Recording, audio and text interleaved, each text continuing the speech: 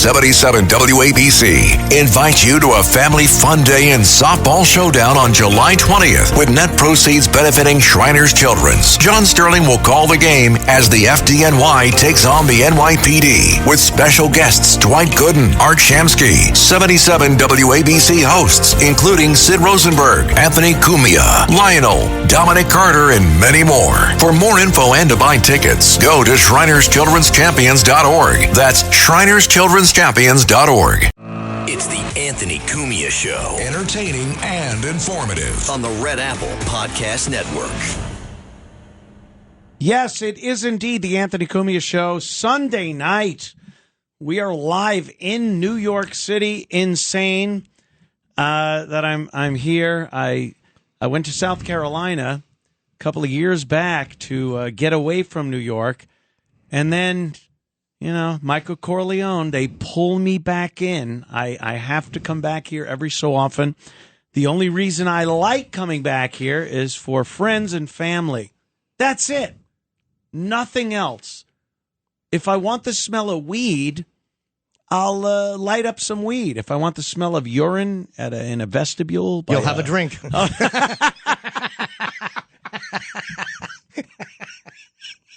In case you didn't know, my guest this evening is Jim Norton. Jimmy, hi, how are you? Oh, I'm good. I've been doing so good not eating bad, and I come here and I just start fat pig snacking on the peanut M&Ms and all the treats. Oh, I bet it's just here. Oh, I've been good. Don't get me started. What a little woman you are as far as your little diet goes. I know, a little woman with a fat stomach, a little lady with a fat belly. Why don't you do Ozempic? I hear that's a big thing for celebs these days. I don't, because I know how to lose weight. I know what to do, just not what I'm doing right there. Yeah. And Ozempic does weird stuff to you, like it. You knew what to do years ago to lose weight. Yes, I certainly did. And AIDS. Then I understood.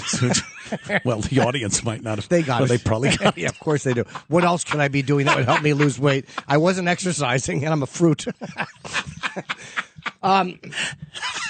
So yeah, Ozempic scares me because isn't there something in there that like messes your teeth up? It's everything. It seems like your eyes, your teeth, your skin, like that. I think Rosie O'Donnell is on it. Yeah, she lost a lot of weight, and they show her in Ireland now because she ran away from Trump, and she looks. But people, I can understand if you are.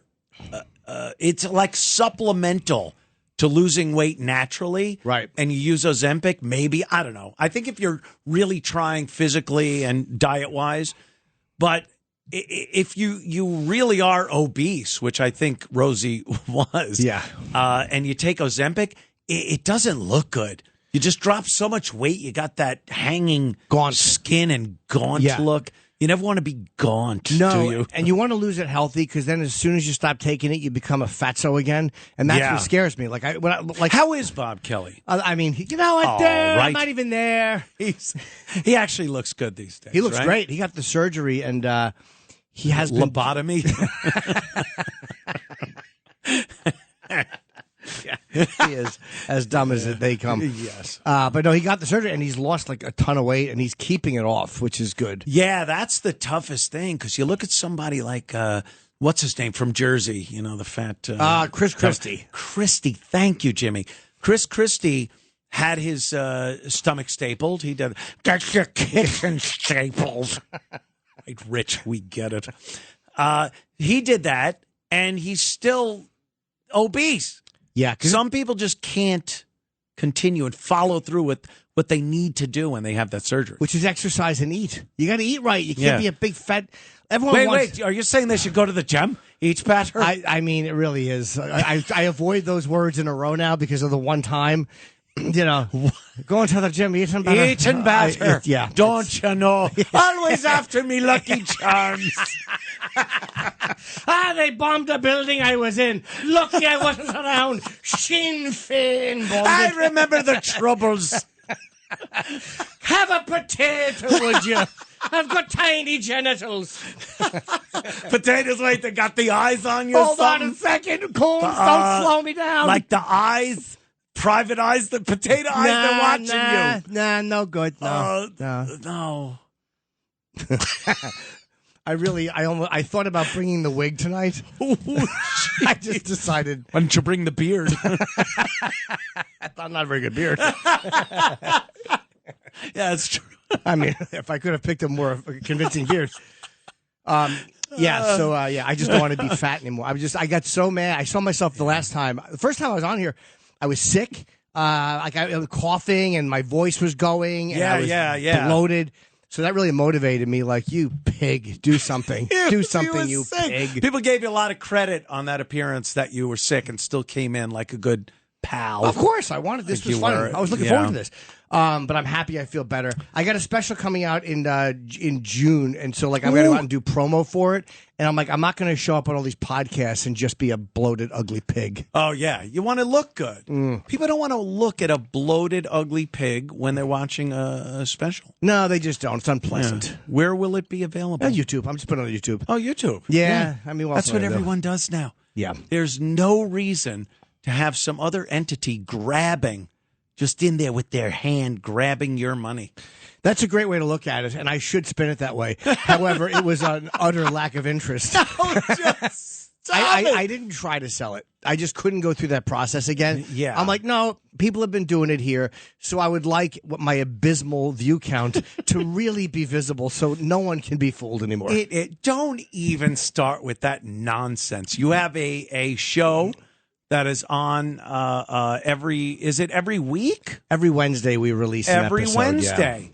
You release an episode, and everyone's enjoying the hell out of it. Well, thank you. I love it. I watch it. I saw your recent episode with Ryan Hamilton.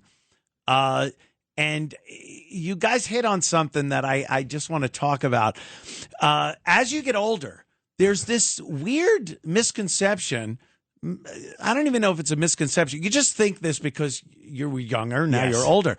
And you think that you're going to become another person once you get older. Someone that will not care about things you care about now, maybe care about different things. You're just not going to be the same person. And he was talking about looking at his parents and thinking, well, when I get their age, will I still think like I do now? And the unfortunate fact is we all do. And that's a little frightening because you kind of want to maybe have less enthusiasm for life as you approach the end of it. Right. And it doesn't happen. No, I hope that I hope my parents. I would hate to think of my dad in his 80s still tweedling his nipples. I mean, that's just uncomfortable. I hope that there's certain things. Chip off the old block, are you? Yeah. But you do think that you're going to someday be sitting on this mountaintop of like just calm and content. Yeah. And it never the contentment never comes. There's always one more thing. Do you think it's contentment? You think you're just looking for something, or you're just existing and wanting to continue to exist?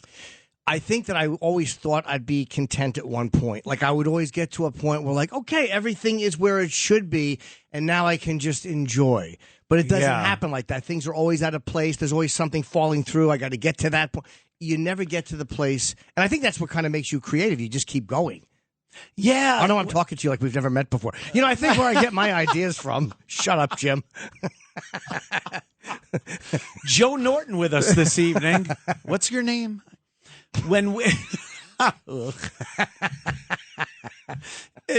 But like growing up, you look at your parents like they knew something you didn't know, and they didn't act like you did. And the truth of the matter is they did, and they never stopped.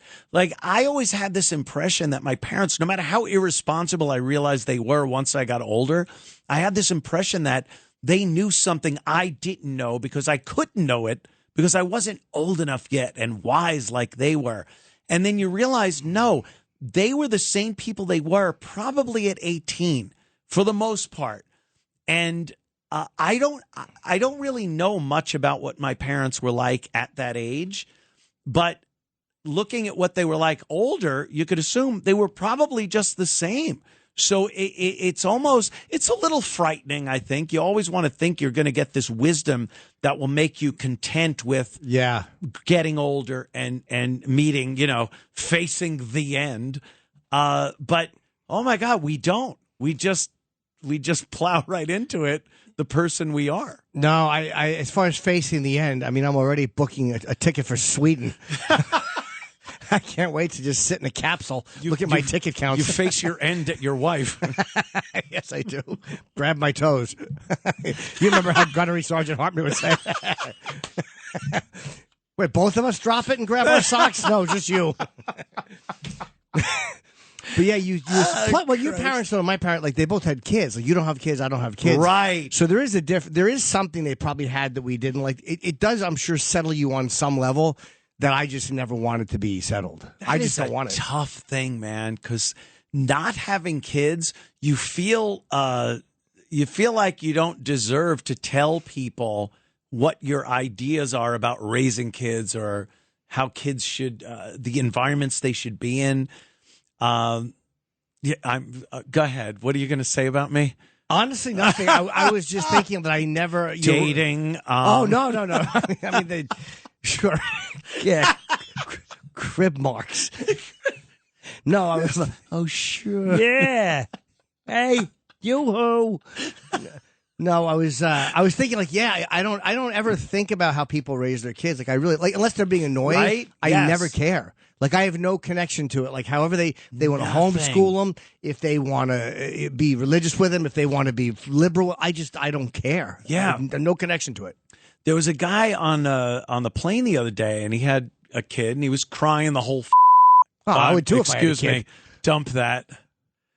Oh, see what happens? Yeah, I was driven to curse. Did you curse? Yeah, I said the F word. I didn't even hear it. Yeah, isn't that something? I think that's a first. First time I've done that here on this platform. I heard there was a guy on the plane, and the kid, and there was crying. I go, it wouldn't stop effing crying. I didn't even catch it. Yeah, I did. Oh, okay. Oh, interesting. And he was embarrassed. It was a young dad, and he was embarrassed, and he was like, he looked at me and he goes, I'm sorry. And I was like, no, I did care. Yeah. Like it bothered me. I was shut up. Yeah. But I was compelled to tell him like, no, I don't care. It's okay. It's okay. And I think we do that a lot, especially where kids are involved, because I don't know what that's like. That it's got to be horrible. When I see a dad have to grab a kid and take him out of a restaurant, it's not even his kid. Exactly, because the parents have gone to the bathroom. Right. And he's just deciding it's a perfect opportunity. Hey, the ring is one lad short. It just seems like something that is so intrusive to a night out and just having fun. You got to worry that you're bothering everyone in the restaurant, and you got to drag a kid out of there. Not being a parent like that, well, I guess that's an asset. There's the other things where how many DMs and stuff do you get from people like, you're gonna die alone? I have no kid. I get notes on the mirror from my wife. Hopefully soon. I did have an ex say that to me too. Are you kidding? I was probably like, she was like 20, I was 23 or something. Like I was newly sober, and we were breaking up. And she's like, "You're gonna die alone," and I've remembered that for all those years. Wow. And she might be right. I mean, who knows? Is it one that you've kept tabs on? Oh yeah, we're still friends. How good she's doing? Yeah, we're still friends. Stop. Yeah, we are. I'm friends with every ex but one. I know. The fact that is it the one I know? No, you're just talking about like real girlfriends, not one night stands or anything. Oh yeah, no, I mean like relationships. Yeah, a lot of one night stands. I don't. Yeah, you don't acknowledge that, but you are good at keeping a relationship with exes. Yeah, which I find insane. I can't understand that because I was the problem in most of the relationships. Yeah. Now, all right. What? Jimmy, what? I would love to continue this conversation, and we will. But we got to get you out of here. They're telling us you have to go. No, in a matter of moments, we'll be back with the Anthony Cumia Show and Jim Norton. It's the Anthony Cumia Show on the Red Apple Podcast Network. 77 WABC invites you to a family fun day and softball showdown on July 20th with net proceeds benefiting Shriners Children's. John Sterling will call the game as the FDNY takes on the NYPD with special guests Dwight Gooden, Art Shamsky, 77 WABC hosts, including Sid Rosenberg, Anthony Cumia, Lionel, Dominic Carter, and many more. For more info and to buy tickets, go to ShrinersChildren'sChampions.org. That's ShrinersChildren'sChampions.org. It's the Anthony Cumia Show. Entertaining and informative. On the Red Apple Podcast Network. The Anthony Cumia Show on this wonderful Sunday evening, Memorial Day weekend. I sure hope you're having a good time with your friends and family. When I was in New York, when I lived here in this abominable state, I apologize to everybody that still has to live here, but Memorial Day was a huge thing. I used to go out with Keith the Cop on his boat, go down to Jones Beach and watch the air show, the Blue Angels and stuff, and it was really awesome. And New York is kind of cool during Memorial Day because the Navy and Marines and everyone come in. The prostitutes get some business. Sure. But the ships are out there on the Hudson and military aircraft. They put on a good show on Memorial Day. But it's the day-to-day walking down the street thing. And again, people are just like, boomer. I was complaining on social media, Jimmy, about the smell of weed everywhere now. Oh, I thought it was going to be the statue that they put up in Times Square. Well, I may go there tomorrow and take some pictures and see if I can reenact 2014. No, it just seems I don't mind weed being legalized. Right. But it's like they legalized it, made it available to people, and then just allowed it to be smoked everywhere and anywhere. And it's like, look, booze is legal, but a lot of people, there are some exceptions, don't just walk down the streets drinking. Yeah. And the weed thing is just, it's out of hand. I don't mind it. Like, I don't love it, but I don't care that much because if I have to smell weed walking through or cigarettes, I'd probably prefer weed. Like, it's just not as bad of a smell to me as a cigarette. Yeah, it doesn't matter what you prefer because it's New York. I mean, you're preferring it over crap and piss in the vestibules. Yeah, and that homeless smell. I get that. But it's just one of those things where, again, you legalize something. Because for years, how many times do we hear, why don't we just legalize weed? The state can tax it, make money, and then they'll control it. And it won't be as crazy as when, the criminals are selling it to each other. And it just got worse. It's absolutely worse because the good part of the government being in charge of selling weed, which is ridiculous, is that they thought it would do away with the illegal weed. People still buy pot from their friends and guy on the corner. Or like these shops that are open that I guess are just kind of illegally operating. Yeah, they'll sell weed. And now that it's been considered illegal, the problem is now they'll just smoke it anywhere and everywhere. Yeah. And do other drugs. You see people shooting up all the time in the subway stairwells and whatnot. I don't know. Again, I don't want to sound like I'm turning into that fuddy-duddy. Yeah. But I know this does, especially to younger people. It sounds like I'm turning into a fuddy-duddy. But, I mean, can we just have a little decorum on the streets of New York, Yeah, Jimmy? why would a young person not want to hear this? I mean, they're smoking their drugs everywhere I'm walking. Because all the young people listening to WABC radio, I really do. That's my demo. WAB stands for Wow, a Boomer, and I can't say what the C is. But no, I don't care about the. I know what you mean though, and it is crazy how much you smell it. But I still can't get used to like legalized pot stores. I'm not bothered by it, but I'm amazed by it. I'm walking down the street and I'm seeing a weed store operating. I never thought in my life I would see that. Yeah, I'm not all that pissed off about that, but the government being in charge of those stores. Yeah. Do you see what Mayor Adams has done over the course of his tenure as mayor here in New York City? He's closed down the illegal stores. And then they crow about it like, look at this great thing we're doing. All they're doing, you know when the mob used to go out and blow up stores that wouldn't pay them? Yeah. What's the difference? The difference is they're supposed to be taking all this tax money and then saving us money on, which we have not seen any savings, zero, except for the brand new congestion pricing, which has really worked out nicely. So not only have they not saved us any money, they've added on another one. Yeah, that's what annoys me. It's like, if you're going to make it legal, I don't care if people smoke it. Smoke it all you want. But then save me some money on taxes. And they don't do that. That was the lie that they were supposed to actually, it was supposed to come to fruition that they would tax and the money would go back to you. You're making money. Yeah. The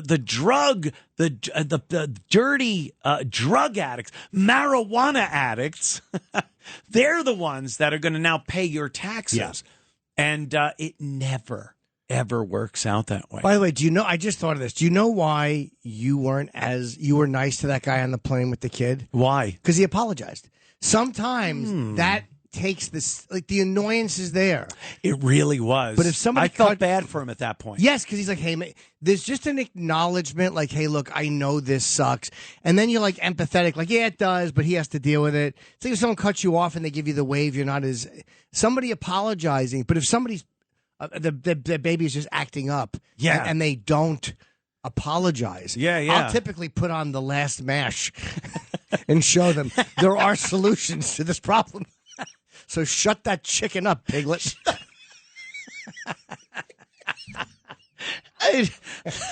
Shut your clucking chicken up. I'm sick of it. Yeah, if they apologize, I slowly take my finger off the trigger. And or they'll go, hey, look, I'm really sorry. And they'll go, do you need help? And I'll go, no. And they'll go, why are you clenching that pillow with both hands, leaning in? When you're used to biting it. That's very hurtful. It is very hurtful. But yeah, the apology is, I thought that's what it was. It's the fact that the guy acknowledged you were annoyed. Yeah. Or that, like, hey, man, I know that this. And I think all parents should, like, they should just kind of give, like, hey, sorry. And then people would not be half as annoyed. Yeah. Just knowing that they know that they're ruining my experience. I think You know, you're a first class flyer, right? Of course. I mean, come on. Of course. And the fact that they've opened up first class to such just noisy children and people and well, you know. I don't like that. I want a nice flight. I paid for it. I mean, and I might not be handling this well, but there's been times where I've seen a little kid in first, and I'll say to the parent, look, you have the right to fly here, but if that kid makes a sound, I'm going to bite it. I'm going to bite your child on its shoulder. Chew its little ear off. I'm going to chew your kid's fingers off like a chimp. We will absolutely, don't fret, be back. Anthony Cumia Show. It's the Anthony Cumia Show on the Red Apple Podcast Network. It's the Anthony Cumia Show on the Red Apple Podcast Network. It is indeed the Anthony Cumia Show this Sunday night, Memorial Day weekend. I certainly hope you're having a good time. I saw, what was stupid Hillary Clinton saying? This is terrible. I'll pop it up here so I can read it to the fine folks. Yeah. Hillary Clinton puts out a tweet about what you should be doing on Memorial Day. Oh. Now, obviously, Memorial Day is a remembrance of the great Americans that gave their lives for this country in the many wars and other nonsense that went on over the course of the years. So Hillary had a great idea. She said, I'm giving you a mission. She's giving us a mission. I think that's nice. You think that's good, that Hillary is giving us a mission? Do you mean Billary? Billary. Oh, that's good. What about a Hilly? That's like... No, Hilly kind of works because it's Hillary. Hilly. But that's like the last half of Bill. How about this, Hinton? Hillium. Right. could tune out whenever you want, people. And no one would blame you. No one would blame you if you literally took the radio out of your car and threw it into a ditch. If you're driving right now, that abutment looks mighty tasty. It sure does. Yeah, have a snack. Why don't you snack on that? Snack on that oak tree. Why don't you have a little nibble of that tree? Step on the gas and have a little bark flavored snack. No one will blame you. It's Hillary says, I'm giving you a mission this Memorial Day weekend. If I want you to talk to 2 people, friends, neighbors, cookout attendees. Imagine thinking people that go to a barbecue are cookout attendees. Cookout attendees. This is how this woman maybe thinks. Cookout attendees. About why Trump's proposed budget would be a disaster to American kids. Can you imagine being at a cookout and like someone's having a beer and they're having fun and you walked over and went, Trump's budget, what's it going to mean for the kids? Yeah. Somebody would take that like that. What's the thing? You flip the burger with the spatula and just touch your cheek with it. A nice hot spatula. A penis? You don't flip a burger with that. You do. No, I don't. That's what I used when I wanted to quit smoking.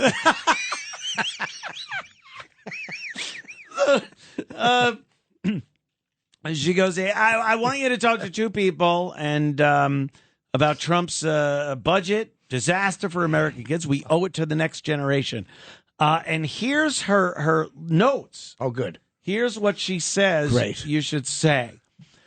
Like, hi, how you doing? The weather's great, isn't it? How are the hot dogs? Can I get you a beverage? Drastically cut health care. 15 million Americans, including millions of children, could lose access to Medicaid cuts and ACA marketplace changes. That's what she wants you. That's her mission to you. I would say it, but I would do it with a different tone. I would say, like, oh, the hot dogs are great, and the kids are going to lose Medicaid. Yeah, I would say it like it was an upbeat, great thing. See, she should have said that. Spin it in a good way. In a good way.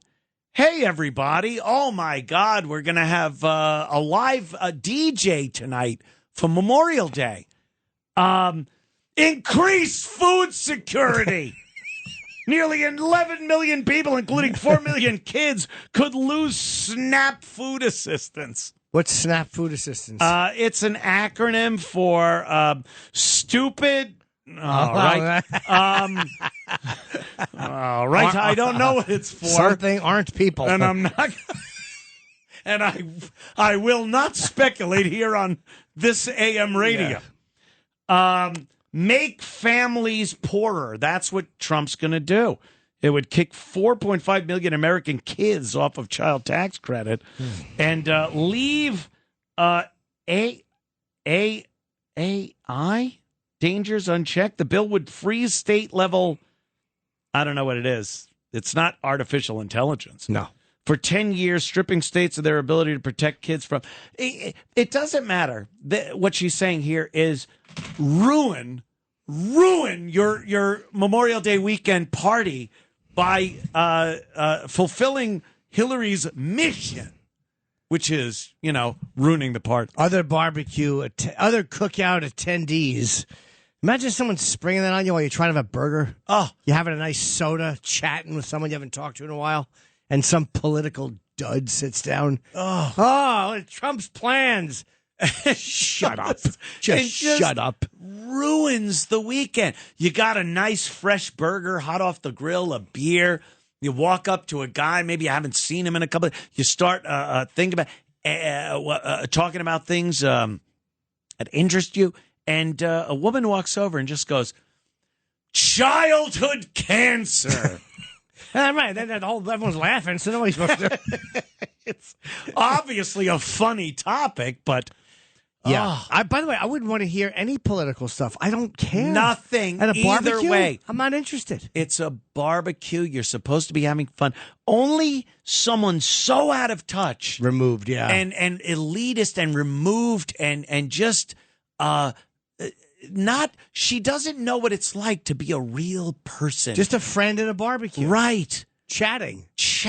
And neither do I. I have not been invited to any barbecues this year. Oh, no. I have no barbecue invitations, by the way. That is not true. So I'm in no position to call old Cavs McGillicuddy a dud because I have not been invited to a barbecue. Oh, I carry fridges up steps, Cavs.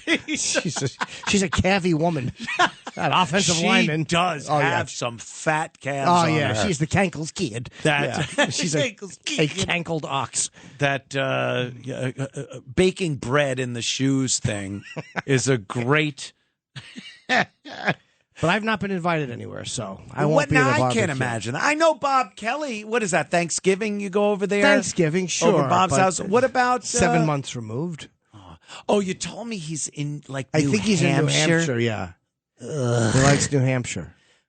That whole little stick, that the northern Maine, part, Vermont, Vermont, New Hampshire, that whole thing should just be given to Canada for something we can use. An extension on Montana, Well, perhaps. we'll take Toronto.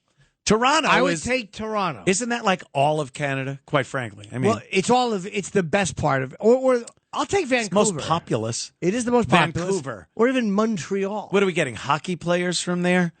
Vancouver? Or is that Edmonton? I think that's Edmonton. I don't Edmonton. watch hockey. Canada, I hate that Canada's a little mad at us, but I'm mad at them for not realizing that their country has just gone down the crapper for years now under Trudeau, and now they got this new guy. I know you're not very political, Jimmy. I love Trudeau. I think he was tough as nails. He was tough, and by that I mean a lady's fingernails. Digging into the back of another man. God only knows where those were going. Yeah. Hey, you're tough as nails, but they smell. Oh, well. Should wash them. I know where they've been. A few of those nails left in a body cavity. Perhaps. I don't know. You know what I mean. I sure do. Of course. Yeah, I get a little like, I don't like how uppity, I'll use the word uppity, Canada's getting in bashing us because of Trump. Don't they have to realize that they wouldn't even be able to have a country if it wasn't for the United States? I'm sure on some level they do. But I mean, he didn't make it easier when he's going, we want to make him the 51st state. I mean, that literally that was obnoxious. I mean, like, what do I want? Greenland, and I'd like you to be state number 51. I mean, it is a bit antagonistic. Like, you can't. It's almost like if a big guy walks in and you're sitting there with your girl, and he goes, "Hey, get her in my lap. I'd like to have her in my lap." Yeah, like, yeah. Hey, what do you mean? It's like a guy in Goodfellas that you're looking at going, oh, he's gonna get beat up. Yeah, he shouldn't be saying this stuff. That's kind of like what we were doing in Canada for like the 51st date was very antagonistic. It was antagonistic, sure. But do you think Trump means everything he says verbatim and like gospel? Or do you think a lot of the stuff he says, especially the outrageous stuff, is that he just wants to be that guy, the troll? And it works in a way where you're trying to negotiate at some point. You do things, you say things, and then later down the line, when you're nice, it seems like, oh, he's being really nice. But meanwhile, you're just not being that piece of garbage that you were being earlier. I don't know. I honestly don't because then he's like, give me Greenland. We're gonna, and then like he's sending JD Vance to Greenland, and they're like, hey, this is our place, whatever they sound like. I've never met a Greenlander. I think Greenland stinks. I don't want it. It's giant. Apparently, they sound like Amish. They people all do. in Europe. Yeah, we don't know whoever that is. I don't know what he's doing with that stuff. Like, I don't know what's real and what's not. But that kind of went away. Yeah, like he's not really talking about that. I think he just comes up with things to get people mad and talking and angry. I think he likes getting his opposition all wound up about stuff that means nothing. Imagine sitting in the Oval Office and you say these things, and then you're just watching what's coming in, and you gotta laugh. Like, they're believing this? I can't believe how stupid they are. It's got to be fun for him. That's what he's a guy from New York that was in construction. You don't think he loves busting balls? I mean, it might be some of that. Yeah, I just don't know. Like I honestly don't know. I don't really care. I don't blame Canada for being a little pissed off at that. Like of all the things. I get it, but kind of take a joke. Yeah. And be like, come back. Did you ever meet Trump more than the phone calls we used to get on O&A? Oh, yeah. I mean, I interviewed him for UFC. Me and Matt were in the room with him for 40 minutes. That's right. We went to Vegas, and I sat with him for 40 minutes. We talked. It was all fighting. There was no politics because it was a year ago, July. He wasn't the nominee yet. Right. He didn't want to talk politics. No, he would have. Oh, he But Dana said, like, look, man, this is the UFC. We're not, and I got it. He's like, this is a sports podcast. Dana White? Dana White? Yeah, no, Plato from Different Strokes. A skinny hand came out of a grave with a cell phone, and she said, I want to hear about mixed martial arts. I don't know why she sounds like that. See, that's what I thought. But no, Dana's like, look, man, don't be crazy. Because it's the UFC, and he's like, I got it. He was right. Like, we talked all boxing. That's his it's a sports podcast. Screw it up, right? And it was, and he also liked Trump a lot, and he wanted like another side of Trump to be shown, like you know what I mean, like just like the personality without anything that people are just going to jump onto for no reason. Right. And he was great. Like he was really, his memory was amazing. Like people thought we had cue cards up for him because he was remembering so many fights. And he was big in the early UFC. So it was a great interview. He was great to everybody. Were you nervous? I was, but I also, Nikki came with me, and she said, she goes, you didn't seem nervous at all. And it was like when there's so much on the line. Right. That you just, you almost go full circle, and you're like, now I'm not nervous anymore because it's so big a deal. Yeah. Like if it was if it was JD Vance, I probably would have panicked and spilled coffee on myself because it's just that 1 inch less. Yeah. The fact that it was more, I was just like, it's almost like you're doing this and it's not real. Did you want to say something about politics to him? Well, I had like 6 pages of questions, but I would have just. The one thing one question on each page? Yes, one big question. How much does Air Force One weigh? That's some really dumb questions. Do you think Amy Klobuchar's joke is funny? No, one thing I wished I had told him, and I regretted this ever since, is I wanted to say to him, hey, I love that you spoke to Kim Jong-un. Stupid thing. Yeah, but I loved that he did it. And he would have gone off 20 minutes on that alone. Yes. And it would have been really interesting. I believe in talking to people we don't like. Yes. So I loved that he did that, and he didn't get any credit for it. Even though, look, Kim Jong-un did what he wanted. I still like that he did it. And that's the one thing I wish I had said to him was like, I just forgot at the end. Because he was taking pictures with everybody. He was like, everybody's got pictures. Like, he was so great. Jeffrey Epstein. Yeah. Taking pictures with everyone. Well, I mean, I'll be honest. I wasn't going to bring his up. All I needed to do was start crying, just thinking about how that great soul was lost. R.I.P. Jeffy. Do you, without even being political, I think looking at Trump and what he's done since he's become president, it's very different than any other president we've had. Yep. And everybody looks at these past presidents and goes, oh, why didn't they do this? Why didn't they do that?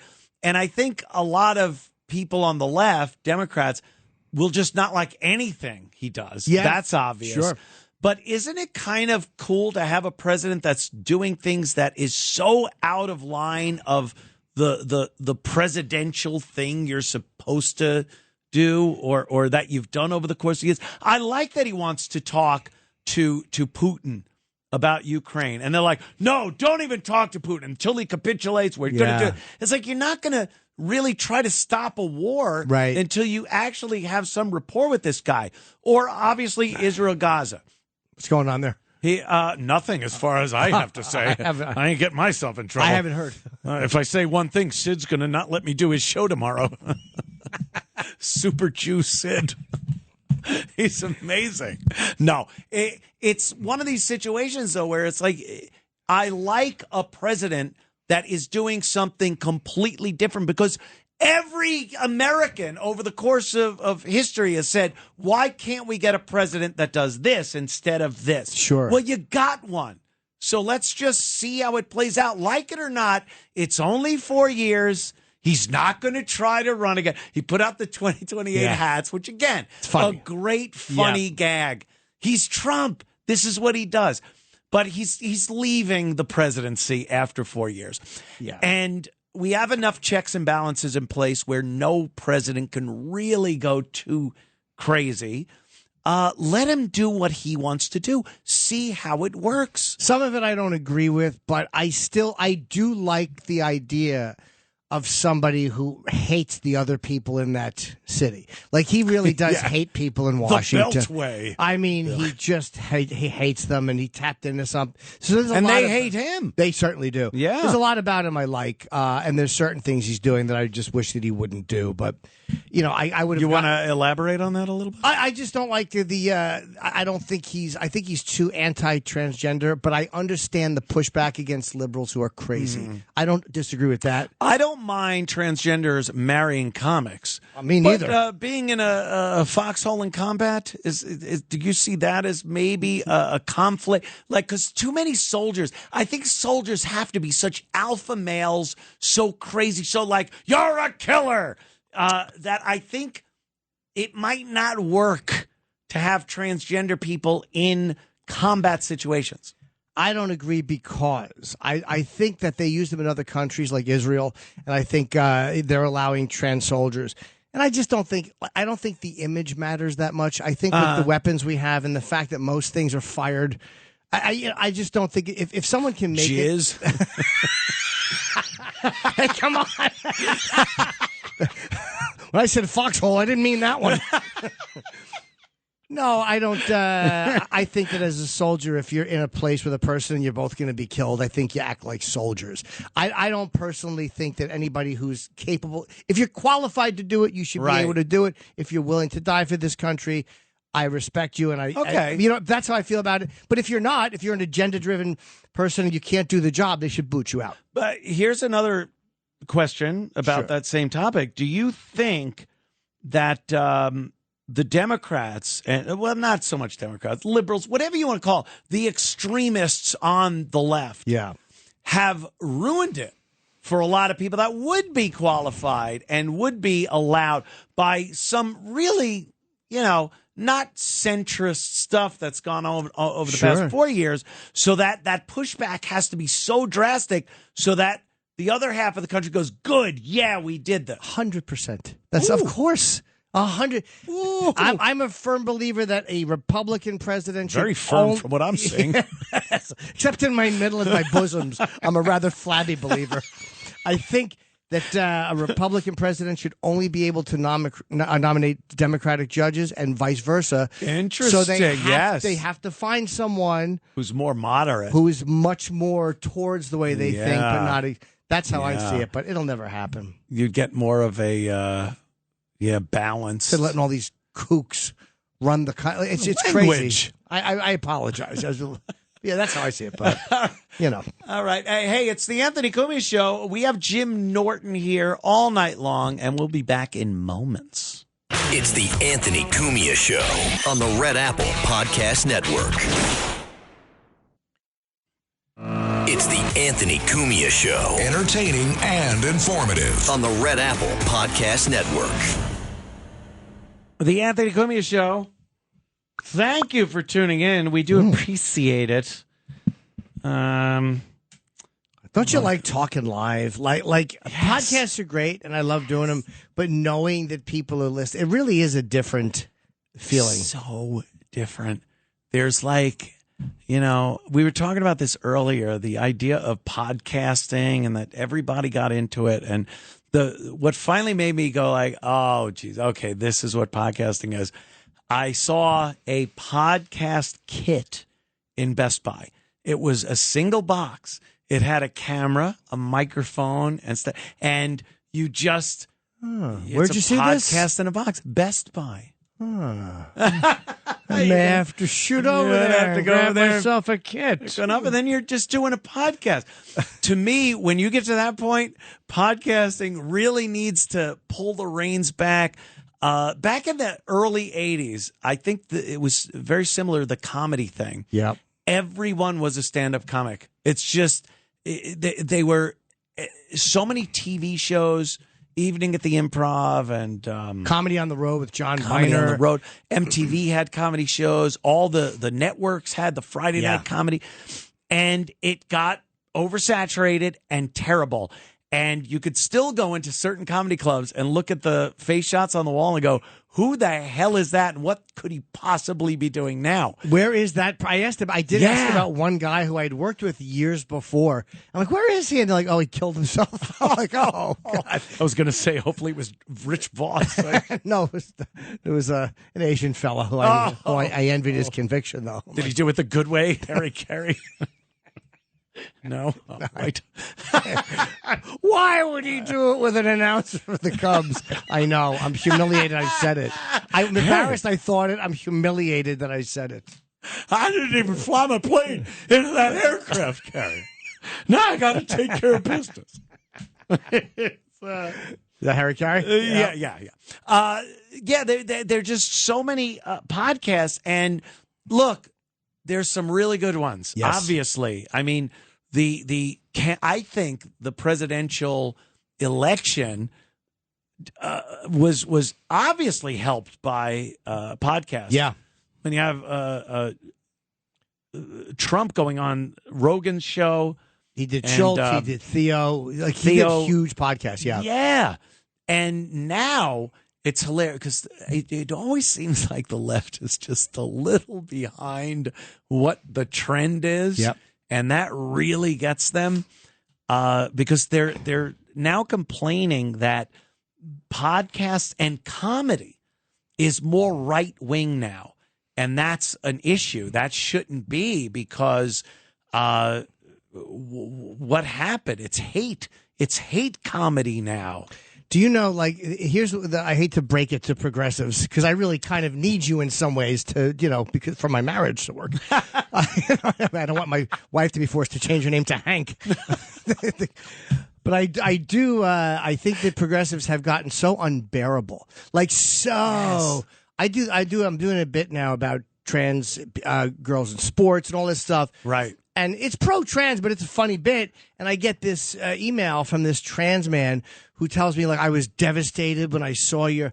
And I wasn't angry at the email, but I wrote back, like, but you don't point out that I agree with this, I agree with that, I agree with... Like, right. It's like the one thing you don't see 100% eye to eye with, you get the scolding about, what do you want comics to do? Any comic that bends into that is not going to be funny at this point. So yes, it's got to be funny if you're a comic. Yes. And sometimes even the comedian isn't agreeing with what he's saying. He just has to be funny. But if you're putting something out there, like I guess it was Dave Chappelle got so much crap for that trans bit he did. And the bit was literally him talking about how he adored this trans woman. Yeah. And had a great relationship. And they use that against him. It's crazy. Like, I record every interview I do now. Like, when I do, like, press. When you want to go to sleep, do you play them?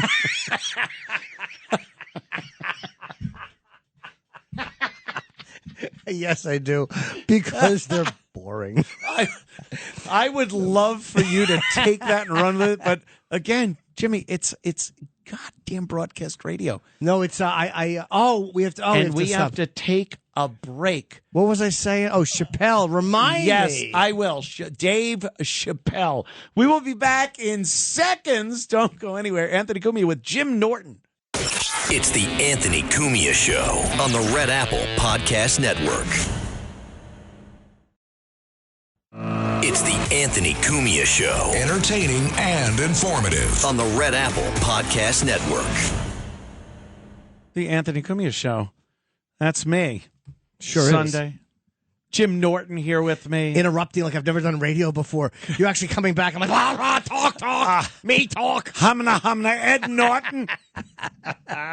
my no instincts. Now you wanted me to remind you what you were talking about before the break. Oh, the Chappelle thing. It was almost like I did an interview with some like a local paper a year ago maybe on the West Coast. And I record all my interviews now because they've misquoted me so many times. Good. There's been so many things they've got. And he asked about Chappelle. And I'm like, I don't agree with everything, but I like Dave. I think he's a great comic. And he should say what he wants. Like, that's my view. I don't care. And the guy printed something about how I was like really angry with Dave Chappelle. See what they do? It was the polar opposite. So I called the guy and I gave him the benefit of the doubt. I'm like, hey man, your editor might have made a mistake. Oh, that's a good tactic. But I'm not mad. I'm like, but I do record the interviews. So I'm saying, if you tell your editor like that, like I have the actual audio, and I didn't say that at all. I'm not mad at Dave. But the piece is out already. It was online. They just bring it down and edit. Oh, okay. They edited it, and he did. He fixed it. But I mean, you got to record when you're being interviewed. Just record yourself because they literally clickbait, and it's like it's not what I meant. So I'm careful with how I judge other people now because so many times they've gotten what I said wrong. I'm like, I try not to believe almost anything. Absolutely. Yeah, there didn't used to really be the technology to do that for many years. Not like you used to have to bring a big reel-to-reel in. Well, I'll set this up while you do the interview. But it almost seemed clandestine. Like, oh, I got to put a bug on me to make sure this guy isn't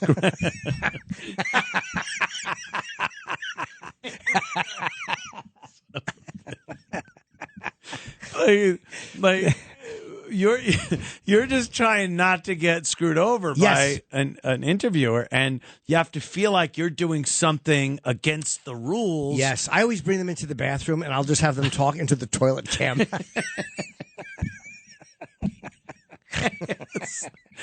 I've never thought of that. That's like, why do you want me to look into the tank? I'm like, just do it. Trust me. That's a good one. Better audio in here. Yeah, but I record everything for that reason. I don't believe that anybody won't screw you over. They always will. They always do. So I'm happy. I was so happy I had that. Yeah, and the thing being, of course, someone's going to think, well, Dave Chappelle has had his share of issues with the trans community and. If Jim Norton is talking about him and he's mad and Jim's wife is trans, then, we got a great story here. Yeah. And that to me seems, clickbaity. Yeah, I could care less with Dave. Dave's doing what he should do. He's a comic. Your job is to be funny and express your opinion. That's it. That's your only obligation. Your obligation isn't to stick up for anybody. It's not to be right. It's not to be wrong. It's just to be funny and to be as truthful as you can. Have you noticed a lot of people, like fans, being negative with you over it's a little bit, Mary but not, Nikki? Nah, I don't. I mean, I think they know I don't care, and I've talked about it for so long. And some of them are like, I didn't know, and it's like, well, then you haven't paid attention for 20 years. What do you want me to tell you, stupid? What do you want me to tell you? I mean, the tap dancing under the porch. My special was called Mouthful of Shame. What do you want me to tell you? Think that is broccoli? Yeah, exactly. No, it's the same color as cauliflower. But I mean, no, I don't. But they've been surprisingly better than people would have thought.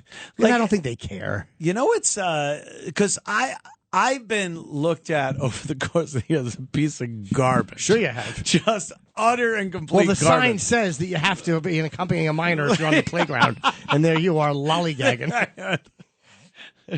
With my camera around my neck. Yes, of course. No, but obviously, I don't think a lot of people realize I am whatever makes people happy. I'm fine with it. Just don't screw with me. It seems like a very, really that old gag. But it is that old gag. It's like, I don't care as long as it doesn't interfere with it. Don't step on my toes. Yeah, do what you want to do. Right? Live how you want as long as it doesn't affect how I live. Yeah, that's fair. Feature came here. You told me you want to get back in business. You weren't going to step on anyone's toes. Jesus Christ. Best yeller ever, by the way. Robert, oh my God, Robert Loggia. Best yeller ever. And I talk about I bashed him in the face. I'm telling you now. Just so unreasonable.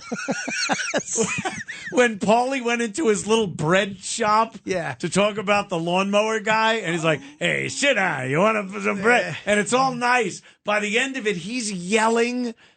No one in ever acting has been able to go from 0 to 200 as fast as Robert Loggia. No one has been able to get to that level without, there's no ramp up to it. And then you watch him doing the foot piano in Big with Tom Hanks. And you're like, that's the same guy. I guess that's good acting. He hasn't gotten a base hit all year. I should kill him. What are you talking about? A toy that turns into a building? It's stupid. I mean, he's the greatest. He's dead now, but the best yeller.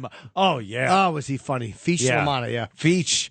Johnny Sack was good at that, too. I mean, he would go incredible.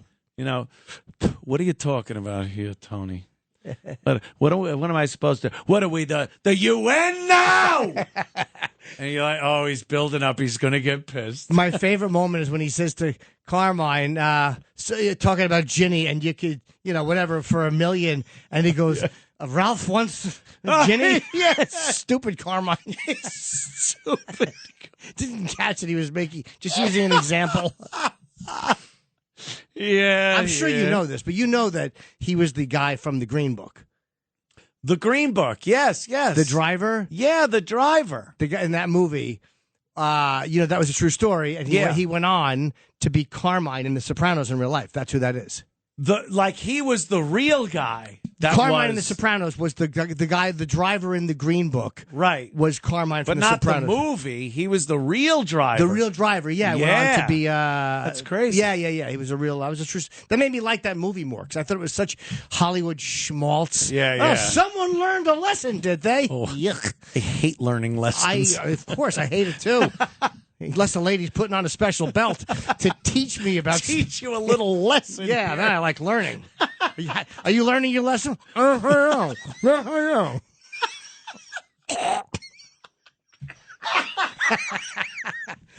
I like that movie more when I learned that. I was like, all right, it was okay. So many of those guys were, in the life, in one way or another. Back then, I don't know. So much has changed. Is that even a thing now? If you want to make a movie, do you get someone aside from those guys? Do you get a new guy that was actually a criminal in organized crime and put him in a movie? Probably as a consultant. You probably want them as a consultant. Yeah. Like if you're going to make a movie about a guy who kills a lot of... Like Sammy the Bull would probably be a good consultant because he could tell you how guys really talk. Or no, that's not how it happened. When you smell a writer's room... Like Voss had recommended the Godfather of Harlem with a Forrest Whitaker, who is great. No, is it Forrest Whitaker? Forrest Whitaker. And, with the wacky eye. Forrest Whitaker. He's the big black guy. With he was kooky. He's got a little wacky eye. I didn't even notice that. Okay, how do you not notice that? It's so obvious. Does he have a crazy eye? He's like it's got Popeye eye. Oh my gosh! I can't believe it. Okay, let's do. You do some Popeye. I'm going to Pop's Guys Fried Chickskin. I'm the King of Scotland. That's good. Oh, I got some gas. Hit me with the 2x4s. Oh, hold on. I was in Fast Times. I wish Olives had a bigger butt. I was in Fast Times at Ridgemont. At Ridgemont's Kai's. Guy who can't improv back but is trying anyway. I was in Star Wars. He was. I was talking to my wife one time, and she didn't know Popeye's name, and she thought he was called Skippy the Captain. Wait, what? That doesn't even... It translates to Norwegian somehow, and she's like... I keep forgetting she's Skippy from Norway. The Captain? I'm like, who are you talking about? Skippy the Captain. It really made me very angry. It sounds like something she'd call you. Skippy the Captain, climb aboard. And she would say swab the deck, but she would say it a little different.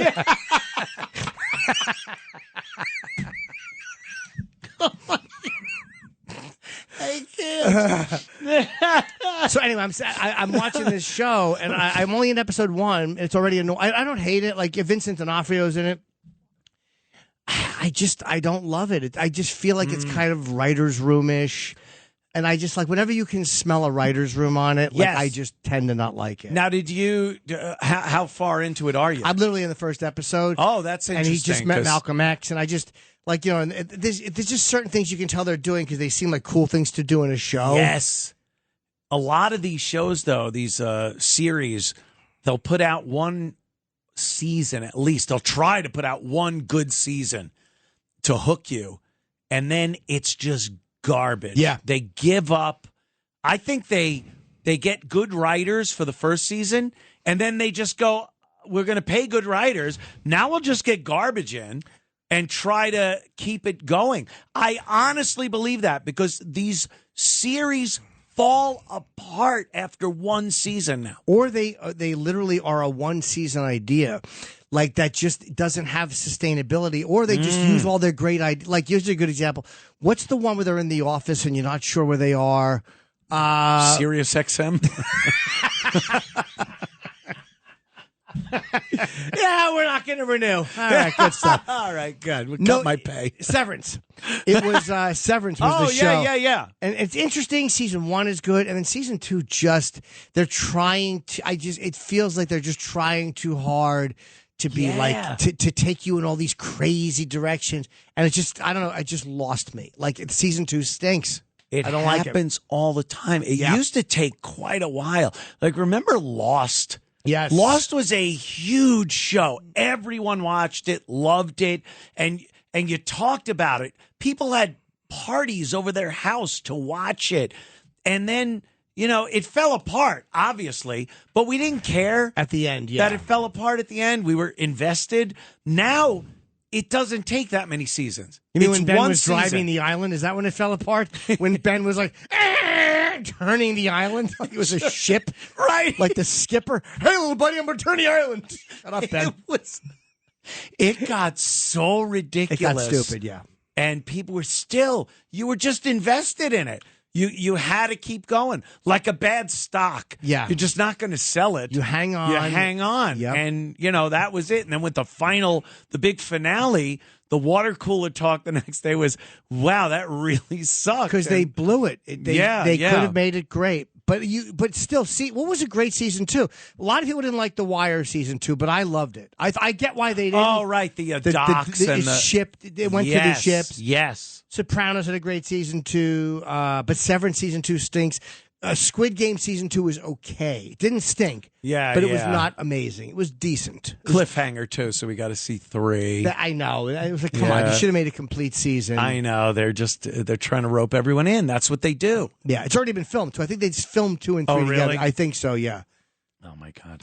Hey, we'll be right back in moments because we have to take another break, Jimmy. Yeah, we got to sell Can you stay around? Can you stick around? Yeah, let's play the advertisers, we got to pay the bills. Keep the lights on. I couldn't think of what to say. Shut it. I will. Shut it. Yep. Be back in moments. It's the Anthony Cumia Show on the Red Apple Podcast Network. This episode is brought to you by LifeLock. Between two-factor authentication, strong passwords, and a VPN, you try to be in control of how your info is protected. But many other places also have it, and they might not be as careful. That's why LifeLock monitors hundreds of millions of data points a second for threats. If your identity is stolen, they'll fix it, guaranteed, or your money back. Save up to 40% your first year. Visit LifeLock.com/podcast for 40% off. Terms apply. It's the Anthony Cumia Show on the Red Apple Podcast Network. Yeah. Anthony Cumia Show, Sunday night, Memorial Day weekend. I hope you got a lot of good plans with your family. It was this big barbecue weekend, the first big weekend of the summer. And then, it's Labor Day. What happened? How does that work? Oh, my God. You know what's great about living in South Carolina? Fireworks. For years, like as a kid, me and Jimmy were earlier talking about how when you grow up and then you grow older, you're still the kid. You're still the kid you always were. And you think you're going to be different. You think you're going to get older and have these different ideas, but you're still the kid that you always were. So moving to South Carolina and knowing that summer's coming up and 4th of July's coming up and seeing fireworks stores. Yeah. It does. I don't care. If you are a man, which I aspire to be someday. Sure. If you're a man, you look at that and go, oh, yeah, I am buying fireworks, and I am going to buy a huge amount of fireworks and set them off on the 4th of July, because that is something I don't think ever really goes away in a guy. I know you love it, and I know that a lot of, but as fireworks, I would rather watch a quadriplegic paint with his teeth than watch fireworks. Well, most people that set them off end up that way. So they're not mutually exclusive. Dude, I can't stand them. Why do you not like fireworks? I've never enjoyed them. If there's a now firework, watching a display, if you're watching the nice. Macy's Sure. or the what is that? The 4th of July Italians one. out there on Long Island. The Grucci. I don't know what that is. Grucci fireworks. They're the ones that do the big July thing on the Brooklyn Bridge and whatnot. Okay, sure. So you got a great vantage point in New York City. I'm sure you would go out there and watch them. I have. But you don't like setting them off? Or even, I watch them just because I'm right there. And I'm like, all right, cool. I don't have to do anything to watch it. But I just don't care about them at all. Even as a kid, there was no thrill of lighting an M80. No, throwing it, hoping your hand didn't blow off. No, and that's why I didn't like them, because I was a bit of a cautious boy. Oh yeah, with your chronic alcoholism at 15. Yeah, I mean, look, you're really taking care of yourself. They were problems. I'm the devil. Yeah, little douche with the knife in your hand, walking down the street, hoping the police would shoot me. Of course. So did everyone else that you knew. And it would have been right. It would have saved. It would have saved a lot of half-sold rooms from being bored. No, I never liked them though. Like I just never cared about them. We fired bottle rockets at cars and stuff, but that's good. I never cared about fireworks. Yeah, but I get why people like it though. I mean, I get it. It's in South Carolina they sell you can set off the fireworks that you see in displays. Right. And last year, because I've been blessed with jobs over the course of the years that have given me some disposable income where I could go to fireworks places and buy insane fireworks. How much are Last they? year I did that. It all depends. I mean, you could buy stuff that's $10 and then you could buy hundreds of dollars worth. I bought stuff that like aerial bombs. They launch M80s up and explode. It's very loud. Yeah. I like the loud ones. I don't like in New York. That's ironic. Because yes. In New York, you get even in California, they were safe and sane fireworks they sold when I was a kid. Yeah. And it was these little sparklers. Yeah. And you like that. I called them another type of word. It started with an F. Yep, I know what with they a were. G. Sure they were. Yes, one letter in between. Can you please get what I'm talking about? If the sparkler was an architect in a 1960s sitcom. Exactly. Yeah. So it bothered me. It's like, wow, they're legally selling fireworks. And my dad would be all like, we're buying fireworks. And it said safe and sane. I'm like, that doesn't sound fun. No, it doesn't. It doesn't. And it was all quiet and sparkly. So South Carolina buying these really big, loud fireworks. I think last 4th of July was my first 4th of July I spent in South Carolina.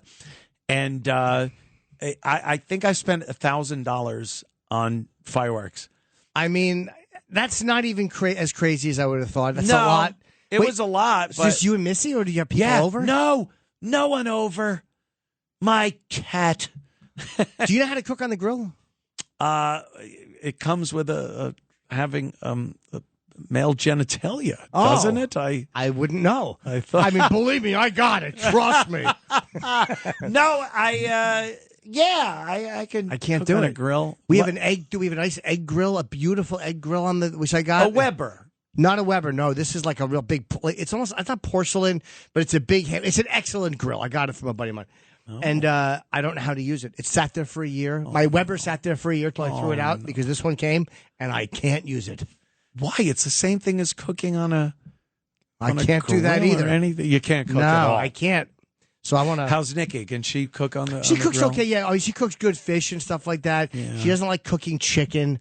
Why? Who doesn't she likes like cooking Norwegian chicken? slop? Big heavy like fish, right? No, like She don't bacon, like giant thick bacon with like weird grease on it. It's hideous. It's hideous. I bet it's weird grease on it. Yeah. Hey, Is that what you call it? Yeah. What are you doing? I'm throwing that on my back. What am I supposed to do with that? Come on, burns. Weird Greek.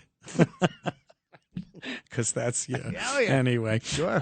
Wow, that's I didn't realize that. But you she- can cook on a grill. I would like that. I'm thinking it's of going to your not that house and hard a- grilling and having hard some a thing fireworks. to do.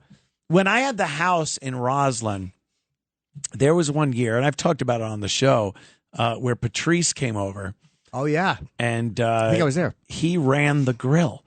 Like, I have my usual guys, and Patrice just walked over there and was like, "Yeah, let me take care of it," and cooked burgers and chicken and hot dogs for my entire family, and loved it.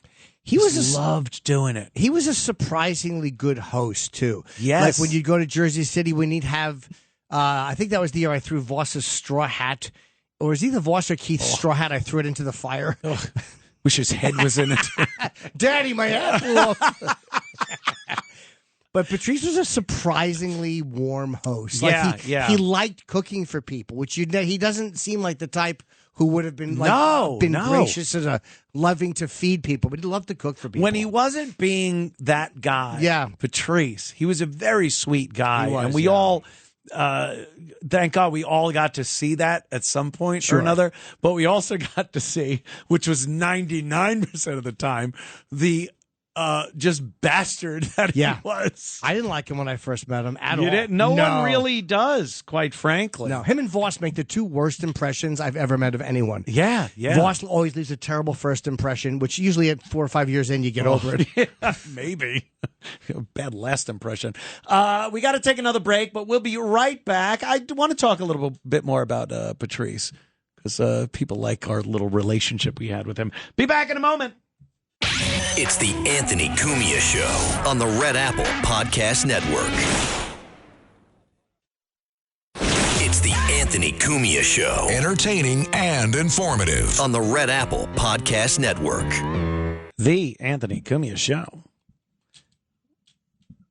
With Jim Norton joining me this entire evening. Thank you, Jimmy. It's fun, man. I'm loving for it. coming in. Yeah, I of course. love it.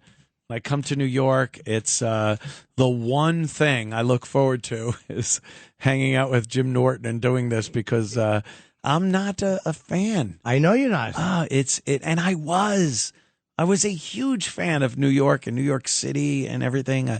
And then I think COVID really changed a lot of people's opinions of big cities, and especially, and I don't mean politically, but I kind of do, but Democrat-run cities, the way they treated everyone during COVID was just abominable. People play clips now and go, hey, don't forget what they did. And you watch these clips of the police coming into a gym and dragging the owner out and cuffing him. In New and you're Jersey, like, this happened.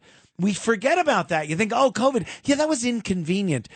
People were dragged out of their places of business. And COVID is just one more thing. Everybody's just so mad at each other. Everyone is so angry. Constantly. And dude, I am guilty. Like, I am so easy to set off that I try not.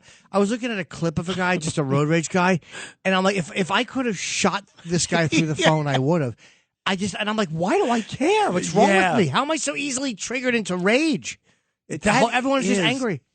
That is an interesting take, because I laugh at myself a lot of times when, as other people don't. Sure. Thank you. I'll just fill in what you were going to say. There might as well be one happy person in any room you're in.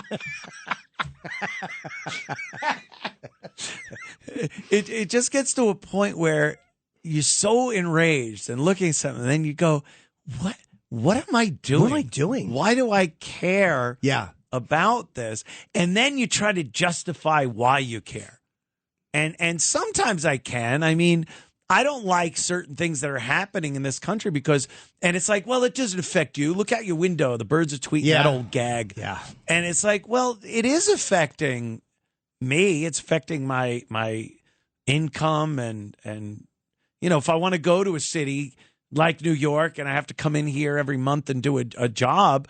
I don't want to have to keep swinging my head around to make sure someone doesn't clobber me over the head with a brick. Sure. Yeah. That's all. Yeah, of course. So hard to turn around with that pointy hat.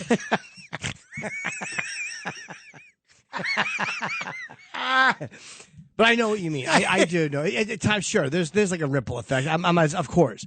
But I'm like, why am I bigger holes in the? Yes, we get it. Yes, we okay, understand. Thank you. But I mean, you know me, and I don't want to sound too New Yorkish, but I'm a big Appler through and through.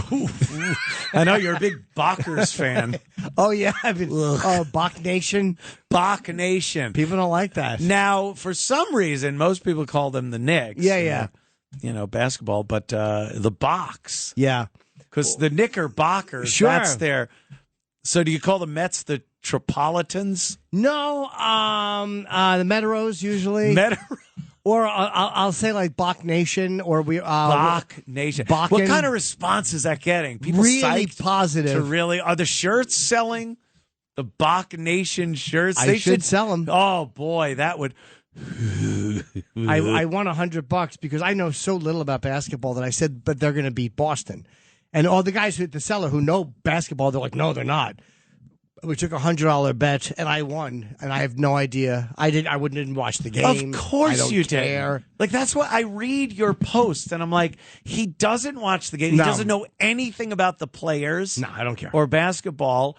Yet, you play because you tossed a coin.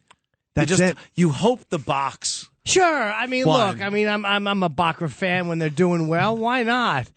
I like to see a happy New Yorker. You know what I mean? Go Box. We all look at each other and we. Yeah. Yeah. I hope it's been ruining people's day. They hate it. I've never heard anyone call them No. the box. No, So Bachers. that's the Bachers. That's Yeah. a big fan, I guess. I put the little hyphen before Bacher. Yes, I saw that. Believe me, you didn't have to point that out. I definitely saw that. I mean, I just don't care at all. But it's fun to watch a good playoff game. If you're watching a playoff game with people who are into it, it's hard not to get caught up in it. Yeah. You know, but I don't care. I want to touch on, because that's what radio people do. Sure. No, I want to talk about your show, what you do. Now you have a podcast, and it's Jim Norton Can't Save You. Save You. Yeah. And you talk about people's problems. And sometimes they're pretty serious. It's funny. Like I did the advice show on the old Yeah, OA. yeah. I like caller. Like I know people like to call it, but sometimes they take you in a weird direction. True. Like you're with a comic. Everyone's interviewing comics. Every show is a comic and a comic. And so what are you doing that gig? And look, there's only so many things. Enough. A caller will at least just take you into a different place that you never would have thought to go. Yeah. That's why I like it. And it's alive and it's in the moment. And everyone likes to give advice. Like every comic who's like, as soon as someone would ask a question, I go, wait, you said you're going to, like, everyone Yeah. gets into it. When I watch your show, I see the guests that you normally wouldn't think are people that would dispense advice to anybody. But you're right. People kind of want to give advice. I don't even know if it's so much you want to help somebody, but you want to seem like you kind of know something. You're never going to make someone mad going, what do you think? Right, Everybody right. wants to be asked what we think. And I just, Yeah. it's fun to hang with a comic and talk, and it takes you, and again, you talk about your own life, and you know how it is, man. I love doing it. I was going to call it Good Luck Stupid, and the reason I just didn't because... Why bring Voss into it? I'm not even there. Hey, come on, people. Okay. And I kind of wish I'd called it Good Luck Stupid, but I wanted something with my name in it just because, again, that people have an idea of what it is. Yeah. And Mike, the guy who does my producing, said, Mike, you don't come on the podcast and be unfunny like that. So I kind of wanted to, but he goes, it might be a little easier for advertisers like this. Like, you know what I mean? And I'm like, yeah, okay. I mean, the advertisers are the only thing paying me there, so. Yeah. I heard somebody call in the other day, and what a weird story about having sex with was it the brother-in-law? Oh, that guy. That was when I was in Austin with Casey Rocket. Yeah. The guy sounded like Woody Allen. Yeah. His sister-in-law, he goes, they kissed.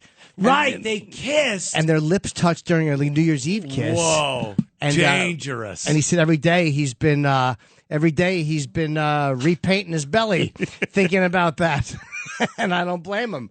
It was so hot.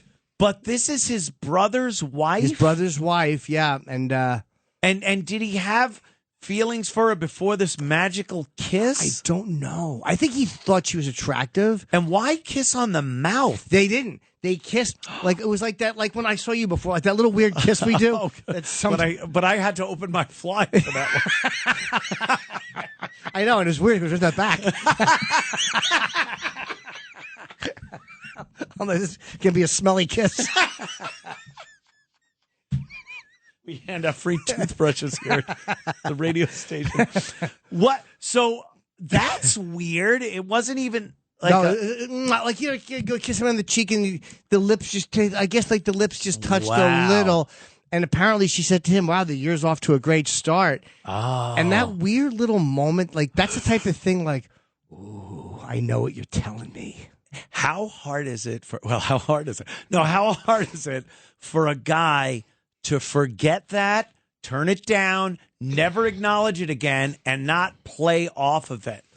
Especially if she's someone that you thought was hot before. Oh. Like, I don't have But the disloyalty, it's your brother. I know. That should transcend any sexual insanity you have. But as a guy, especially at a certain age or where you're just completely out of control, that's a tough thing to do. Yeah, I don't quite understand it. Like, I would be so grossed out by just the idea that someone was having sex. You know what I mean? Like, I wouldn't be able to get beyond that. And I'm a pervert, but that would be one that would just make you go like, ugh. But I get it, though. I get why the inappropriate, somebody likes a little inappropriate. You know what I mean? If you like the inappropriate, that's another kind of fetish. But if you don't like that, but you were kind of turned on by it, what a conundrum that is to have now. Like every time you see her, and you know how it is with guys and girls, because girls won't even think about it. You could imagine something in your head that she thought like, oh, I think she liked that. I think when she said like the year's off to a good start, that must mean she got the same vibe I did. Now you're infatuated with her, and she didn't even think twice about it. I kissed my friend's grandmother, which I know is kind of right. And it was like a little peck and our lips touched. And I'd be lying. Whose lips were thinner and drier? Have a little contest. I would be lying if I said I wasn't turned on. I was a little turned on. I like the taste of Geritol. But I couldn't do anything about it because I'm like, then they close the lid.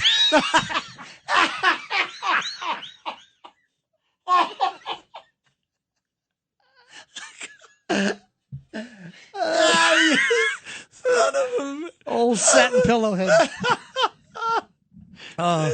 Did you really kiss a grandma? No. Oh, right. It was. No. Very funny, I was literally Jimmy. smiling as you're talking, just thinking about some old bag in a coffin, me giving her a peck, getting a rod and the lid closing. So wrong. I know. I love it. But yeah, no, I've had inappropriate thing, like little weird back touches when you're taking a photo with someone after a show. And you think it means something. And sometimes it does, but it just goes nowhere. Does. Yeah.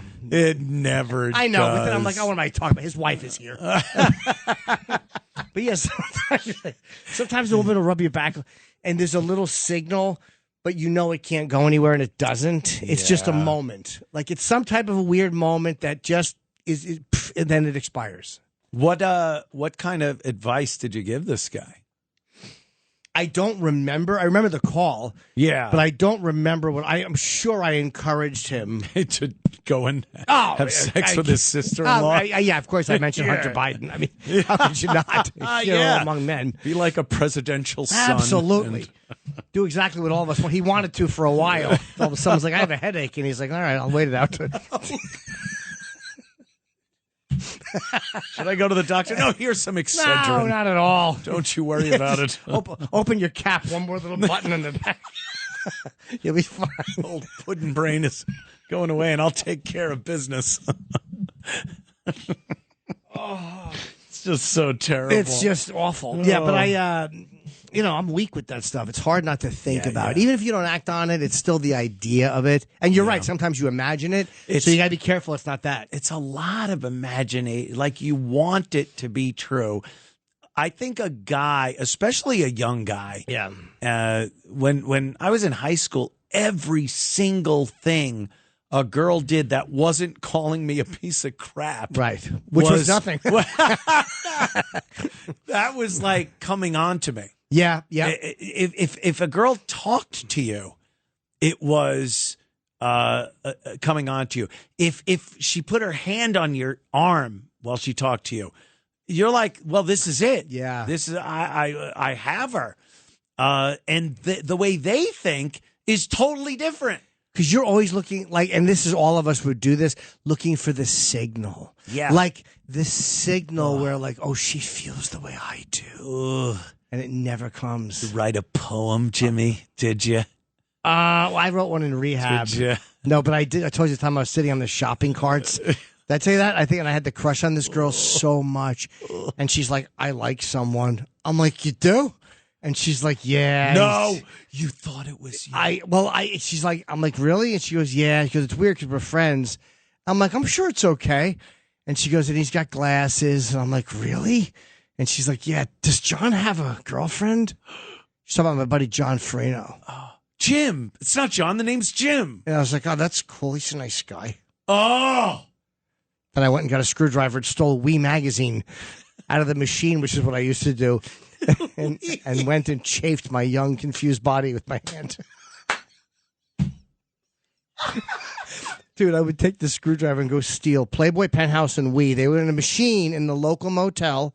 How would they put those in machines that could be easily lifted? It was a magazine. I know. I've seen the machines, but geez, you put the screwdriver in and just jimmy the magazine. I didn't take the money. I just wanted the magazine. Yeah, of course, at that age. Pia Zadora. Ooh. Oh yeah, the Pia Zadora her? Issue of Wii. Very hot. Yeah. It was why are celebrities better to see naked than just regular girls? Because it's the same thing that OnlyFans probably does now, which is people that you see, because guys, you always want to see somebody naked, always. Yeah. So like the fact take your clothes off. You've seen it. I mean, something you haven't seen before. There's no hair on it, which of course you're used to.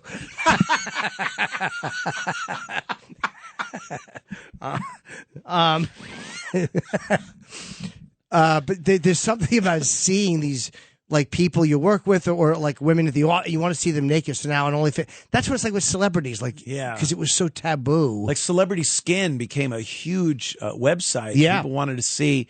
They'd freeze frame a movie where it was a split second. Half a breast. Yeah, half a breast or something like that. Yeah, well, see that outside Sloan Kettering. Jimmy's face is in his hands right now. I'm sorry. You knew that was. I did, but it was worse than I anticipated. I knew it was coming. I didn't think you'd name the hospital. Wait, there was. I was thinking about Celebrity Skin, the nude. I forget what I was going to say. It was something about Celebrity Skin, seeing somebody naked. I don't remember. Yeah, that was a big thing. He was on Howard a lot. Oh, yeah, Mr. Skin. It was a big thing, Mr. Skin. And it was all about like celebrities. Do they even do that? Are there any women now actresses that expose themselves to that extent? Maybe a side boob shot, but now they're much more. I think people don't care about nudity as much. It's there, so you're not going to get in trouble for use. Like what's her name from Brown Bunny? Chloe Sevigny, who with Vincent Gallo did that. It was that phenomenal scene. Actual sex. Yeah. And but that really hurt her career because it was like 15 years ago. Yeah. I think William Morris dropped her. But nowadays, if you're doing OnlyFans, unless you're 15 years ago, she's like 30 now. Oh, so it was 20 years ago. Kidding, of course. Math joke. I know. It was. Like if you do something like that now, it wouldn't matter. Like on OnlyFans, unless you're like Taylor Swift or somebody like above all of it, then it's a big deal. But for most people, no one. But I don't even think they do it anymore. Like the movies now don't have gratuitous nudity in them.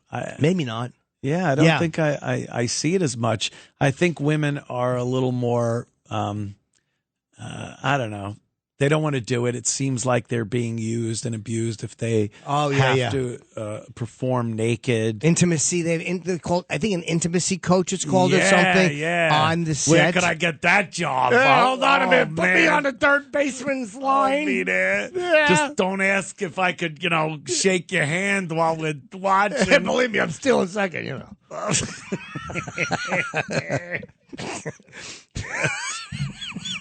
right.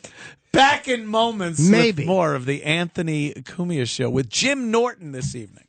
It's the Anthony Cumia Show on the Red Apple Podcast Network. It's the Anthony Cumia Show. Entertaining and informative. On the Red Apple Podcast Network. Welcome back. The Anthony Cumia Show on the Sunday evening. It was a quick break. It was. Nice. I like that, right? Short break. Yes, a short break. We do enjoy having the great Jim Norton Thank you. on board. I'm using radio. On board tonight. Speaking of on board, have you seen on Netflix that show? It's about the ship that gets stuck on the two ships. It's called Terror. Oh, wait a minute. It's like the ship was called Terror. There's two ships, one called Urbis and one called Terror. Yes. Yeah, and they got stuck in the ice. By Antarctica. I'm only on episode 9. Yeah, I watched that one. Okay, I'm don't tell me the ending, but I'm liking it. The monster looks kind of weird. Yeah. The weird. It's not ominous. It's close up. It's good, but from far away, it looks like when they would have like those Christmas puppet shows. Remember, like the Heat Miser, the way the polar bear would walk. Yeah. The animation. What do they call them? Not a claymation, but no, my God! Thank you. I'm panicking. What do they call the ones we how they weren't puppets? What were they? What were they? Looking around the room, no one seems to know. Not it wasn't puppets. animatronics. No. It wasn't animation. Not claymation. It might have been claymation. But they weren't clay. They weren't clay. They were puppets, I think. I think it was puppetmation. No, clay. I think it's clay. No. I hate like Rudolph and those Rankin Bass productions. Stop motion. Stop motion. Well, that was. I never would have got that. Wasn't very thrilling. Not of a at name. all. Not at all. Stop motion. Right now, is he saying I'm hearing that Price is Right sound when somebody would strike out? Oh, I'm so sorry. Yes. I wanted to bring up a couple of things that I have sound clips for, Jimmy. Ooh. We do sound. We're nice. amazing. Very good. It's like the 30s here on radio. Yes. Ladies and gentlemen, amplitude modulation is all you'll ever need for your entertainment. You know, I never knew what AM stood for until you just said that. Ooh. And FM is what? Frequency modulation. Amplitude and frequency. Amplitude. One is height and one is width. Really? Yes, it's amazing.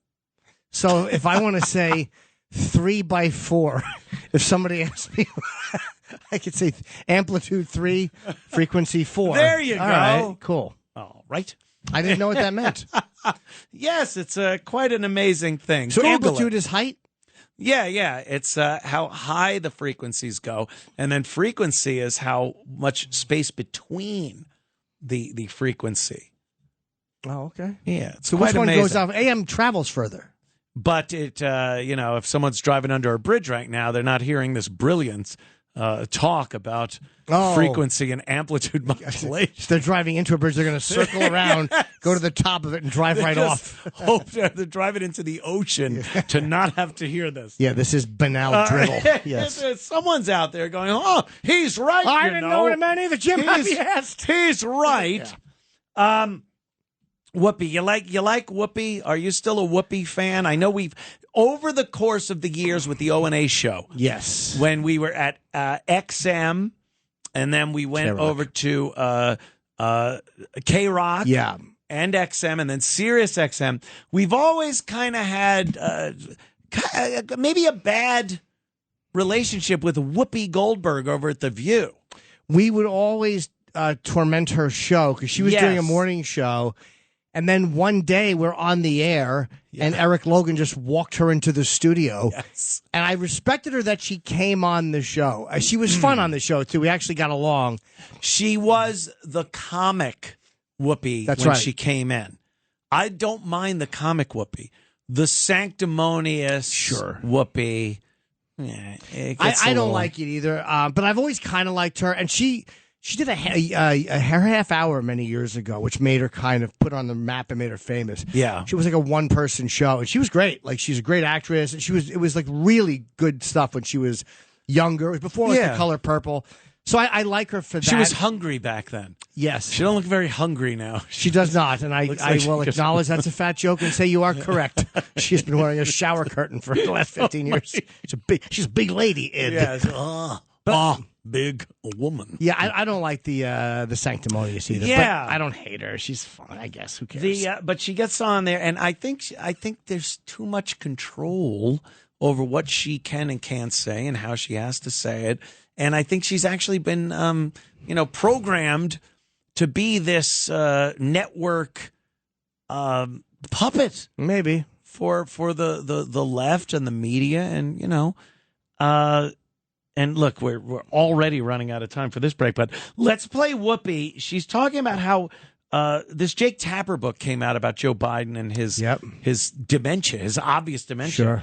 and Whoopi just goes right over and says exactly what we know wasn't true. I know. They knew this. They did. So let's listen to Whoopi talk about the Biden Alzheimer's, pretty much. The trust issue with There the has voters. always been a mass trust issue because politicians, media, nobody does what they're supposed to do. Now, I say, for me, listen, he's 83, so he's a little stumbly, he's a little rumbly. I can't point to anything that he's done as that he did. No, as that he's running for his next 4 years. But I'm saying, I want, not you, but I want somebody to tell me, well, when did you know it was bad? If you knew, why did you wait? Yeah. So can I get in? He said that it was after he moderated the debate. Yes, but that's not, I'm sorry, You that's can cut not it what off I'm right talking there, about. because the fact that Whoopi didn't know, and she's like, well, when did you know, and why didn't anyone tell us? Everyone was telling you from 2015, like from 2019, whenever he would try to run for office, we were like, he seems a little off. I think the 47th time I heard the corn pop story, I realized this man is clue? this guy is a mashed potato brained boob. He's finished. They all now, because Jake Tapper put this book out that says everyone knew in the White House and the media knew. They said the media didn't know because we weren't told. They knew. We were telling you. Every guest that went on their show was telling you, and you called them conspiracy theorists and said, well, you're a doctor? You now know you can diagnose the president from what you're seeing? So we all knew. We all said something. The people that didn't tell you were the ones lying to you. It's funny how, like, we always feel like we say things that has no impact, right? No one here. Right. But the complaints about the media and the continuous pointing out, like I was watching a clip today. It's blatantly obvious. Jimmy, we will come right back to this. I have to cut you off. Let's take a break. We'll be right back. Daddy will be back. It's the Anthony Cumia Show on the Red Apple Podcast Network. It's the Anthony Cumia Show. Entertaining and informative. On the Red Apple Podcast Network. It is. It is the Anthony Cumia Show. Welcome back. Great Sunday evening, spending it with my good friend and comedian, Mr. Jim Norton. And people don't usually have to get up tomorrow because it is Memorial Day weekend. Yes. I have to get up. Yes, you do earlier than most. I will be filling in with Curtis Sliwa for the great Sid Rosenberg, who does the morning show here, Sid and Friends.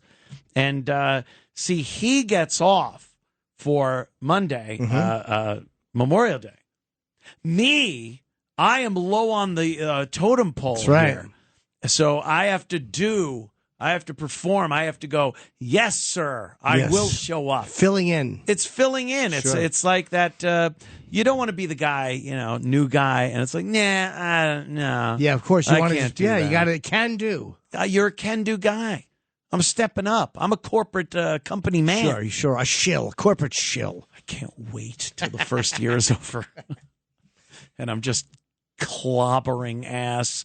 And they go, what can we do for you, Anthony? And I go, I will never, ever again do a holiday. But right now, I'm all for it.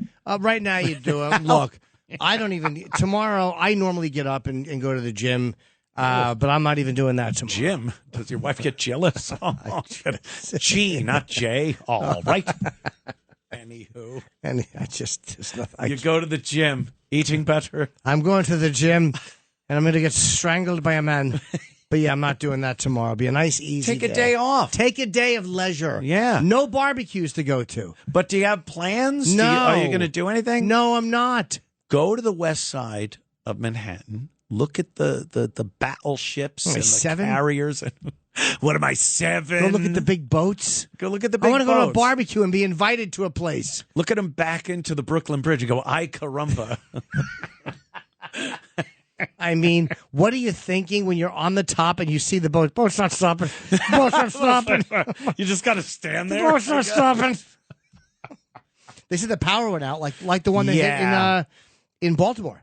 The power just shut off and they couldn't stop it. They couldn't do anything. There's a current in that river. It is a river, and it was going the other way. Boat's not stopping. Horrifying. It has got to be horrifying. Yeah. But people forgot about it pretty quickly because there was 2 deaths, which just sucks. But it's not it's not like what's that? Because people are racist here in this country. Oh, absolutely. They see a Mexican flag on a ship that hits the bridge, and people are killed, and they just go, "Well, what day is it? 2 days later, meh." You know, we'd feel much worse if it was Americans. It's terrible, but that's kind of the way it is. It is the truth. We always want to know how many Americans. Don't we always do that? Like, how many Americans were killed? And the media does it, too. They're like, 3 Americans were part of that plane. I bet every country does it, though. Yeah. Like, they just think of their own countrymen. But we think of it, I think, even more. We should. Because we really don't care when anything happens to people. No. Anywhere. No. And don't we care more if something isn't that far away? Like, we care, like, let's say something happened in the Bahamas. Wouldn't we care a little more than if it happened half a world away? It would depend on what it was. You think? Sure. I mean, if it was or Aruba. Like Greece. We wouldn't care if something happened in Greece. I mean, they're kind of going broke anyway, aren't they? All the EU is going broke except for like France and Germany. I want to go to Greece. I do. I want to go there once. That makes perfect sense. Off the Jim Norton with authentic Greek features. I just want to look at the statues. Sorry, not allowed to do that while you look at the statues. A lot bigger than mine. They're tiny. They sure are. No hands, no arms. They can't even enjoy them. They can't even hide them. Stand there and be mocked. Pathetic. Would you go to a country for art? Would you you're going overseas with Florentine, right? Yes, to see Sabbath. It's July 5th in Birmingham. So we're doing a gig in London and a gig in Manchester and a gig in Birmingham just to pay for the airfare and the hotels. Like, I just don't want to lose money. Right. But you want to see Black Sabbath's final show. Yeah, it's their final show. Yeah, the last time that all 4 of the original members will be on together. So you got to go. Of course. And I don't even care if it's good. Like, whatever they can do, they'll do. All I care about is being there. I just want to be there. And see them and, maybe say hello. That's it. Yeah. Do you think you get a chance to say hi? I hope so. I bet you I mean, I might. I don't know if they're doing pictures, but I would love. You'll worm your way. I will. I'll slither under the door like an odor. Like cyanide. Just slither under the door. Hi, guys. Me again. But I do want to see them one more time. That is very, very cool. I've never done it before, like traveled like that for a show. When I was a kid, Rush was on tour in like 1982.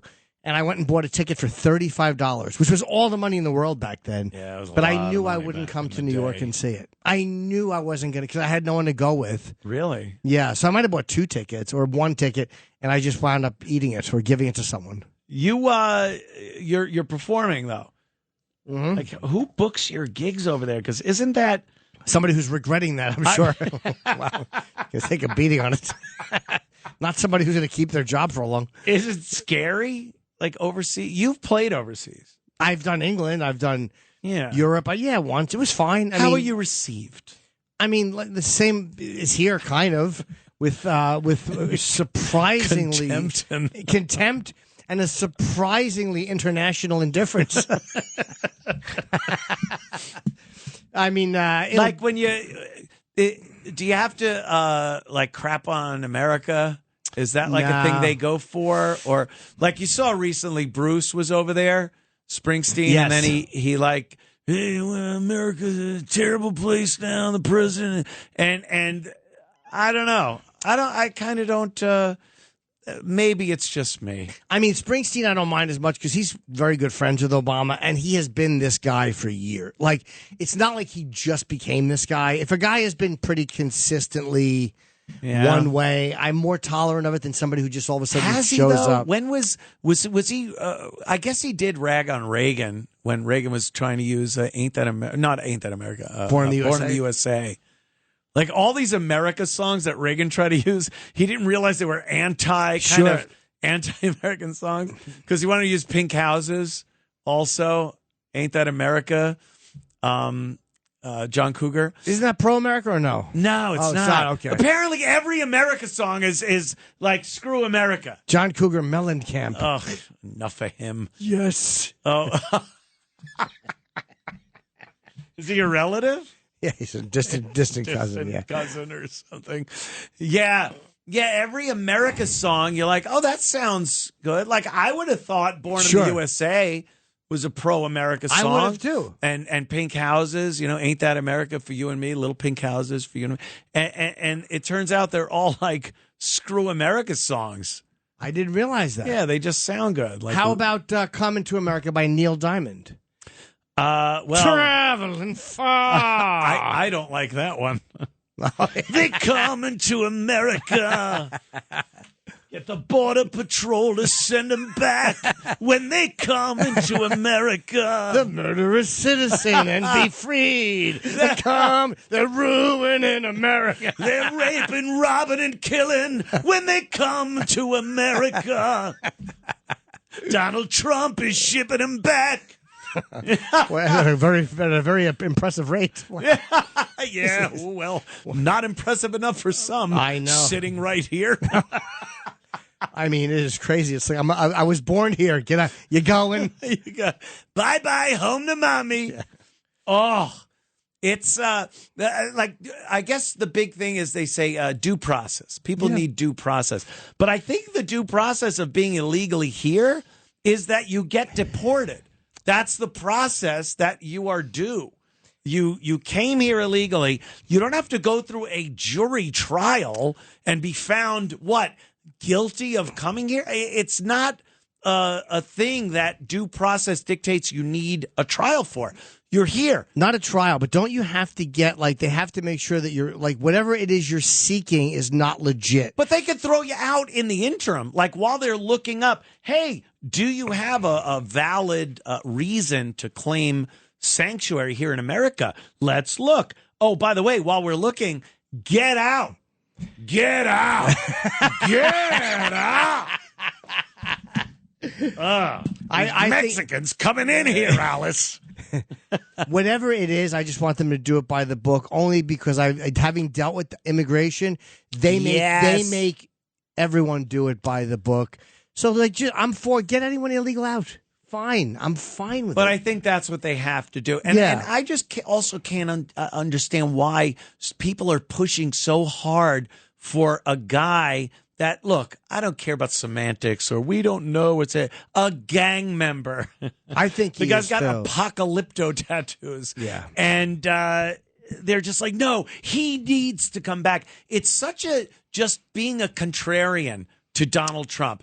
Donald Trump wants this. Let's not want it. 100%. I want him to come back and then be shipped out again because don't give them the ammunition. Want to give him miles? You want to give him airline miles? Is that what it is? And I don't think he's a Maryland dad. I agree. I think he's a gang Maryland member. Dad. He's just a regular guy. In order to keep the integrity of what you're doing, I think you got it's annoying. Yeah. But you know what? If you made a mistake, bring him back, fix it. Yeah, it's a waste. But then all of a sudden, that's done. He's out. I just think it should But be then like it that. sets a precedent where they do it for every single person they deported. Because, it's the give 'em an inch, they take a mile, these liberal Democrats. So you let them for do me, that. It's give an inch, and I claimed I had 8. Give them an inch, it still hurts. They would do it for every single case. Yeah, you I don't wanna can't see that. set a precedent. Just, you're illegal here, get out. I don't have any, because we had to do it legally, so I don't have any desire to keep people who are illegal here. Like, we had to deal with it for 5 years. Anyone that's had to go through the Absolutely. nonsense. Yeah. Or, whatever it is. Maybe not nonsense. Maybe it's the real way it should happen. And then you see people come in here illegally, and then you see them get, like, unbelievable benefits. That's crazy, and stuff. It's just not a fair way of doing it. And I'm not like, it's not fair. It's just, it has to be fair. That's supposedly the way we do things here. It does suck. Yeah, when I see money going to people. Of course, I hate seeing that. Your money. Yeah, my your hard-earned. But I don't like it. Having dealt with immigration, though, like a lot, and I mean for years. Yeah. It's antiquated the way they do it. Like, it should be a 24-hour system. Like, right. It's bankers' hours. They still use the stupid U.S. Postal. So what are you doing? Like, there's so many ways to make it faster. It should not be the nightmare experience, the bureaucratic sludge that it is. Isn't that something that it takes years? Like, I think that's a tactic to get people to not want to do it, maybe. You feel like it's never going to end, but you have to do it right. Like, my lawyer was like, literally everything has to be right. And he said it has to stand up to scrutiny. And like, I had a great lawyer. I was very lucky. But like, Jewish? I don't know. I asked, I demanded he tell me, and he just wouldn't. He showed me his.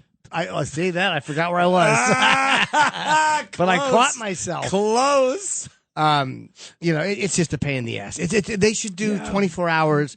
I think the court system should be 24 hours. Like, more people are employed, more judges, more court people. Yeah, there's really no reason that things take years. You should be able to do it at night to get done if you're willing to. Like, are you willing to come at 2 a.m. if we had? Yes, I am. No, I'm not. Speed it up. There are people running typewriters, like old school typewriters, to do paperwork for things like immigration and in the judicial system. And why is that? With all the money that is being thrown around that we've seen, I think because of things like Trump and Elon and Doge, we just see the corruption and waste going on.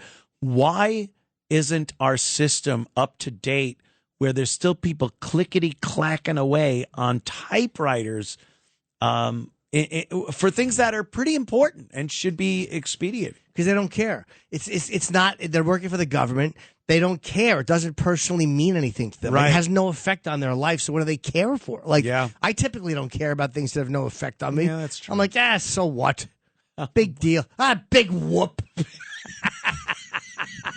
That's what it is.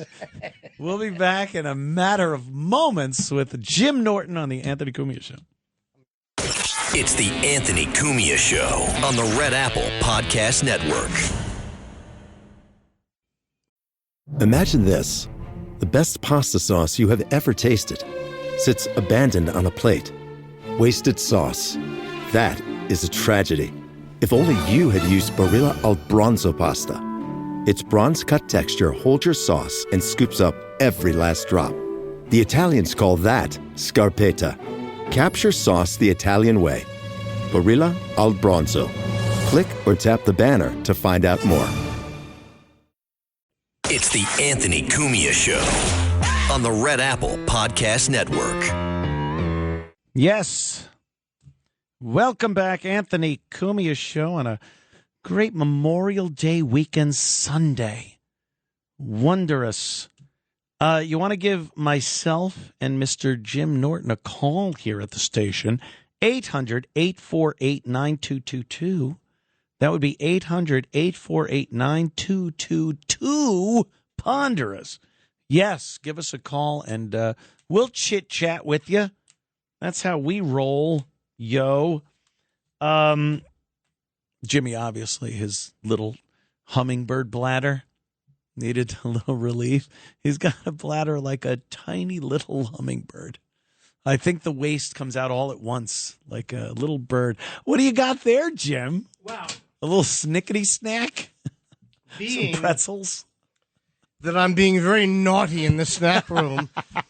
Fat Pig Oinker got himself a couple of another small bag of pretzels, and then back to the old diet tomorrow. It's Memorial Day weekend. You can cheat. It's a cheat weekend. I'm going to right after we leave here. I'm gonna go catch monkeypox again. Yeah, maybe people could call in and we could chat with them. Yeah. When you drive around in New York City, you don't see what you used to, like all, because there were a lot of prostitutes in New York City, especially on the West Side Highway by the Javits Center was like a lot. How did that? Because you look at Mayor Adams and de Blasio before him, they really weren't putting the noose on a lot of the crime that was going on in this city. And I know Giuliani really put a stop to all that.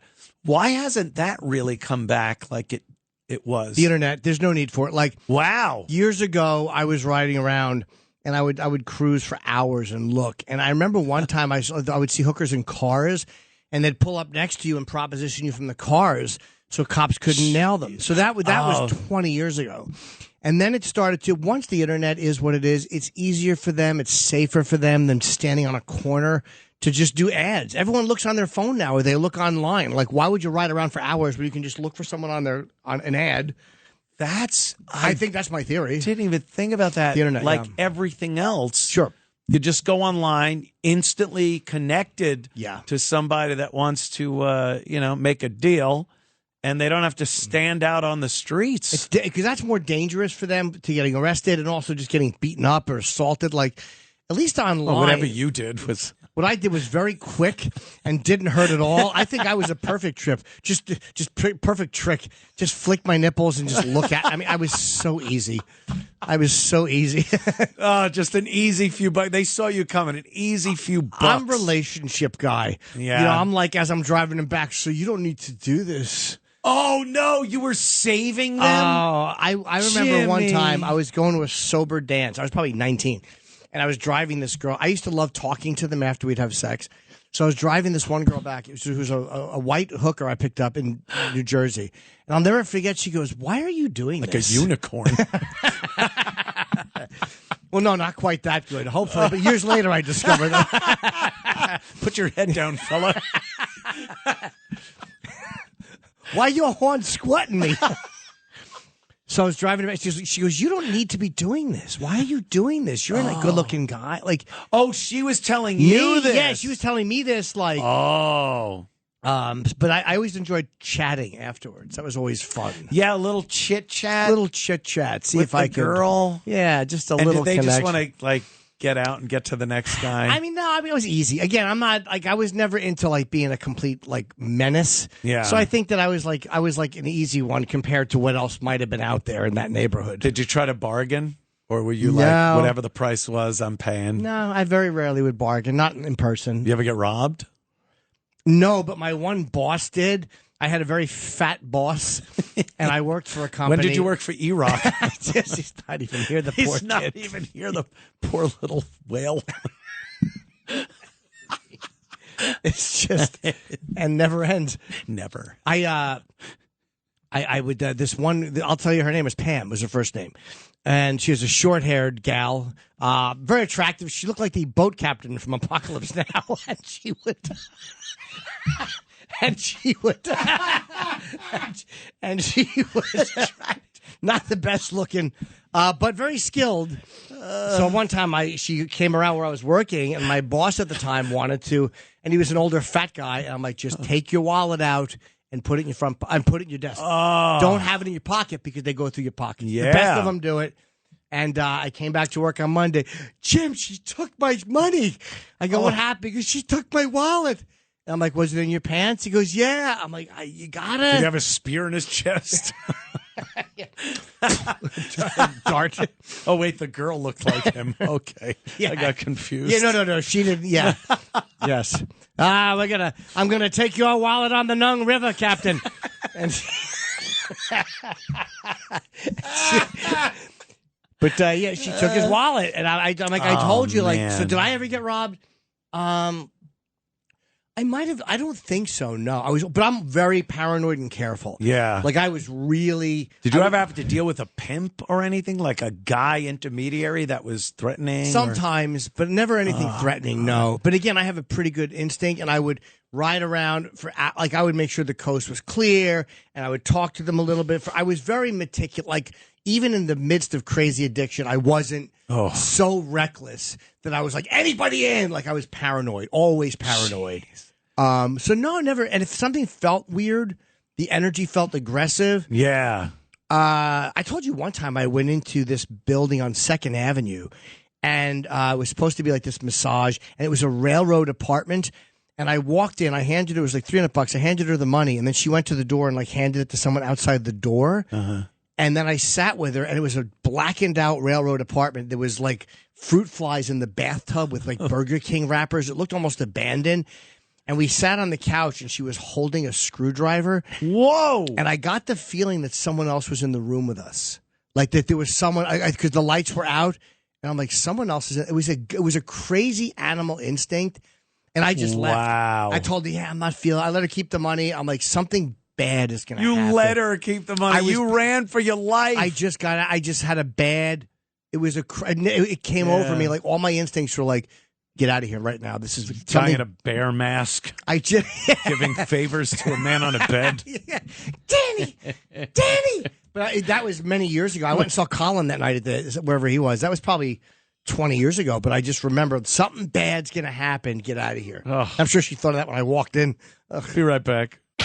It's the Anthony Cumia Show on the Red Apple Podcast Network. It's the Anthony Cumia Show. Entertaining and informative. On the Red Apple Podcast Network. Yes, the Anthony Cumia Show. Wasn't that, I think that was Bill O'Reilly saying they were doing what they paid to do. Shock. Was it? I don't remember. I didn't hear the clip. I think it was. No. Me and Opie had done an interview with Bill O'Reilly. I remember many years ago. It was a special on like horrible things in the media. Yeah. And he did and we were featured on it as just pieces of garbage. Yeah, sure. Which we were, of Accurate course. portrayal. Yes. And And it came off very confrontational because that's, that was what Bill was he doing did at the time and everything. And we were the shock jocks. So pretty interesting. I'll be filling in for Mr. O'Reilly this Monday through Friday this week from 9 to 10 p.m. It's a nice time slot. Yeah. I'm in. 6 to 9 East Coast? Or 6 to 7? No, East Coast, it's 9. It's 9 to 10. I meant West Coast. West Coast is 3 hours earlier. Yeah, so it would be 6 to 7. That works. I was wrong on not only should I have shut up, but I will in the future. No time zone, no an idiot. Let's talk to Sandra in New Jersey. Sandra, how are you, dear? Good evening. Well, first of all, listening to you both tonight, I felt like I was eavesdropping on a phone call that I wasn't supposed to be listening to. Ooh. Listening to you two is kind of funny. Thank you. Kind of. Well, that's good. Thank you. It was funny, but I felt like I didn't belong. I don't know. I felt left out, but I listened and I enjoyed you very, very. You said a lot of good stuff. I wanted to say, Anthony, I was on X about a week or two ago. On X? For the first time. Ecstasy, yes, she does ecstasy at 60, whatever years old. No, X, Twitter. Social media. Right, Twitter, okay. Yeah, sorry. Right. So I saw you on there for the first time. I was pleasantly surprised to see what you look like. Oh, and thank you. Wow. And also, wrong Anthony. What you were talking about. Got to get those cataracts fixed. Yeah, exactly. Pleasantly surprised. So you were talking about people on planes. You said tonight you don't like kids. You also said that day on Twitter you don't like heavy people. Fat. So I Uh-oh. Are you insulted, Sandra? Oh, no. Are you a fat 6-year-old? No. Are you kidding? I'm 108 pounds. I'm in good shape. But you're 1 foot tall. No, I'm 5'2". Oh, okay. You guys are so mean. Yes. He's mean. So I didn't. We're retired shock God. jocks, Sandra. Apologize. That I don't know We used to be because shock you- jocks. We apologize. Oh, my What were you saying, Yeah. dear? No, 108 pounds. I'm Yes. just saying. I'm glad I don't know you because if you said something about me, wow, I don't think I could handle it. But that's okay. Okay. You guys are you're a little bit on the mean side. Do you like? We tend to be. We're just rekindling our old meanness from the last century. Yeah, we apologize. Okay. You're a No, spinner. I don't care. You're a No, wonderful don't- girl, Sandra. Yeah. You call me every week, and I appreciate She's it. a spinner. No, Yeah, Spinner, yeah. teeth fly out hit the fish tank. So what do you think about what you said about heavy people on planes? That's why I called. Yeah, I believe that like you have to pay extra for your baggage if it's over That's 50 right. pounds, that heavy people should have to pay extra or buy 2 seats. I was shoved in between 2 very rotund men in coach class flying from Atlanta to Greenville. Thank God it was a short flight, but they're underarm fat and their rolls were piling into me. It was wet and fat and sweaty and hot. And I know. Yeah. They should be kicked out I like understand. Operation Dumbo Drop. Get those oinkers off the plane. Yes. Oh my God. Yes. Why? Oh Why my God, can they charge you? Like, I weigh myself and then I'll put 50 pounds on for luggage, right? Why then, if that is lower than a fat person with carry-on, why the hell do I have to pay? I know. I understand what you're saying. I'm not saying Exactly. you're wrong. I have a question for Anthony, dear. What? Okay. Now, I remember that your flight got delayed or something, right? Yes, it was terrible, tragic. Why wouldn't you just drive? What was that, a 3-hour drive? Why didn't you rent a car and drive? It was. How tiny was the plane you were on? It wasn't. It was. I think it was a 737, actually, from Atlanta to Greenville. Really? By the time they got up, they were already coming down. Yeah. Why didn't you just drive 3 hours? No, I'm not going to drive. It's 2025. What am I going? Why didn't you take a Conestoga wagon, Anthony? But it's There are horses in Atlanta. You could clippity clop your way to Greenville. I drive so much more when I can because the flying at the airport. It's just. But you don't mind the bumps. You don't care. I don't care if I can get somewhere, even if, because I had to wait a day. I had to spend an evening in Atlanta, which for me wasn't very nice. I mean, absolutely. And trust me, they weren't happy you were there. No, of course not. But I would rather wait and fly than drive that time. I hate driving long distances. Short distances in a nice sports car, I love it. Get me in there.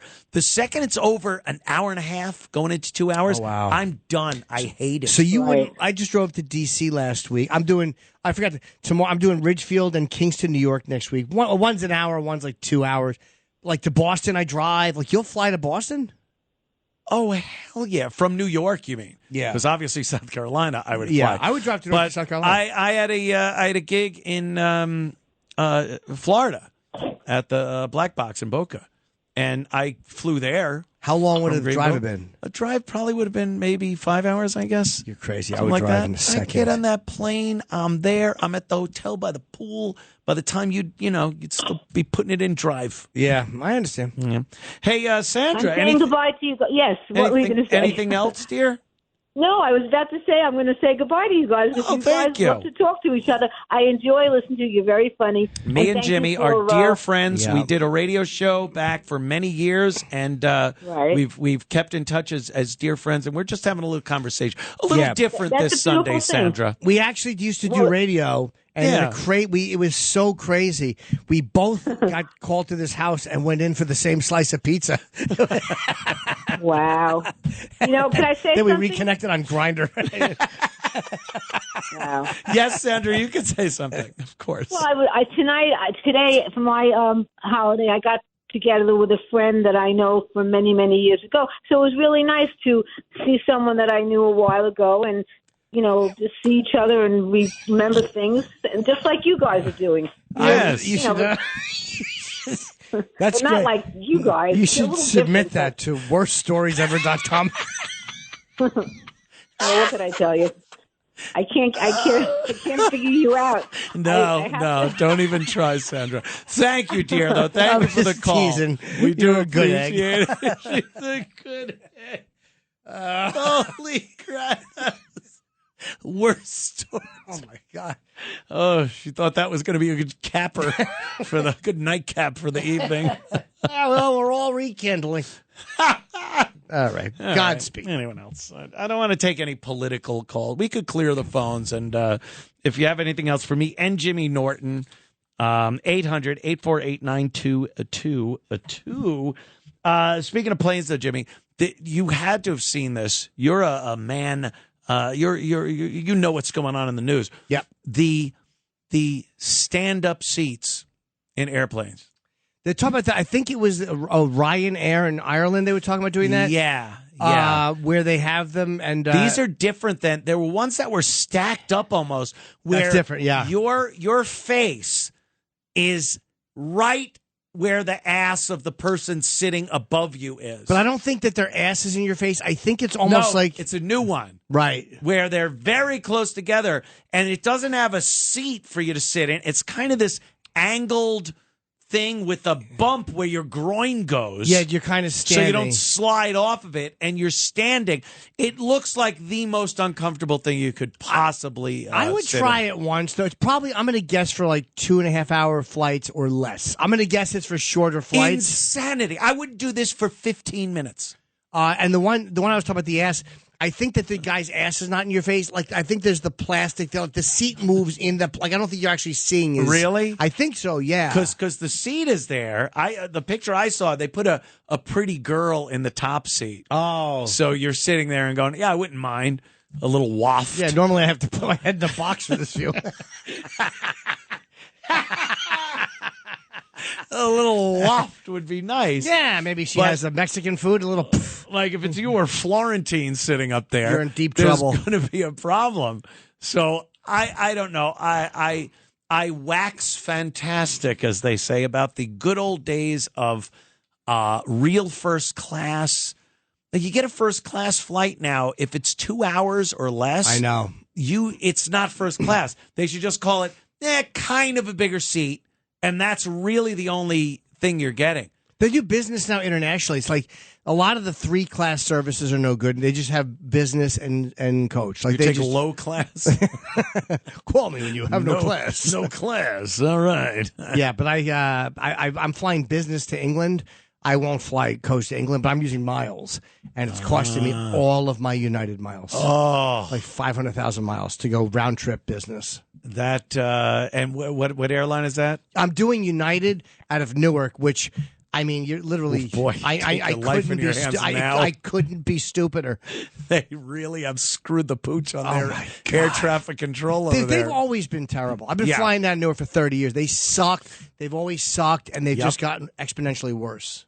They don't have money to do what they need to do, and infrastructure. Like you could have the money, but if you don't have the person that's going to put the reverberation in place, they're using systems that are so old. Yeah, they're so old. How old are they? They have moths flying out of there. Boop. I was one time. I said we're going to land, and they said, "Is this Amelia Earhart?" No. Ed. 70-year-olds are rolling. They are just laughing. They're barely remembering what we're talking about. So going to England though, you cannot fly coach for a flight that long, especially 2025 coach. No, I mean, and hopefully I'll be able just to relax a little bit, and I'm also because it's such a fun thing to do. Since I left Sirius XM and I parted ways, yes, I've been a little more cautious with money, doing a lot more road work. Gotcha. Just a little bit more, making sure I'm not. Gotta do. Not stupid. You don't want to be stupid. So I'll use miles. I'm not going to just spring for a seat. The flight over there though, coach would be a nightmare, especially these days. I look at some of these old films where they're like, here they are on the Pan Am Clipper. Yeah. Going to Europe. And they're rolling a giant roast beef down the aisle with a chef with the big chef hat on and a carving knife, a giant machete. Yeah. And this is for Coach. This is for Coach. Well, but back then, though, here's the disadvantage. Yeah. Those planes, like the Clipper and stuff, didn't they fly at a lot of them flew at like 13 or 14,000 feet? They're a little higher, but not under the weather. You were right through it. They would have vomit bouncing. buckets. They would give you like buckets to throw roast up in. beef and vomit buckets here on the Clipper. And they had some of those cool like bunks that you could sleep in. Like Yeah. there was some amazing lounges and stuff. And here's another thing. I did it again. I mean, I did it again. I know. You know, I thought I didn't curse because I didn't put the N part on. Right. No, not the N part. Yeah. The F-N. Yeah. I just said the F part, but that's a curse too. Yeah, you don't have to put the ing at the end of it. Yeah. I get that.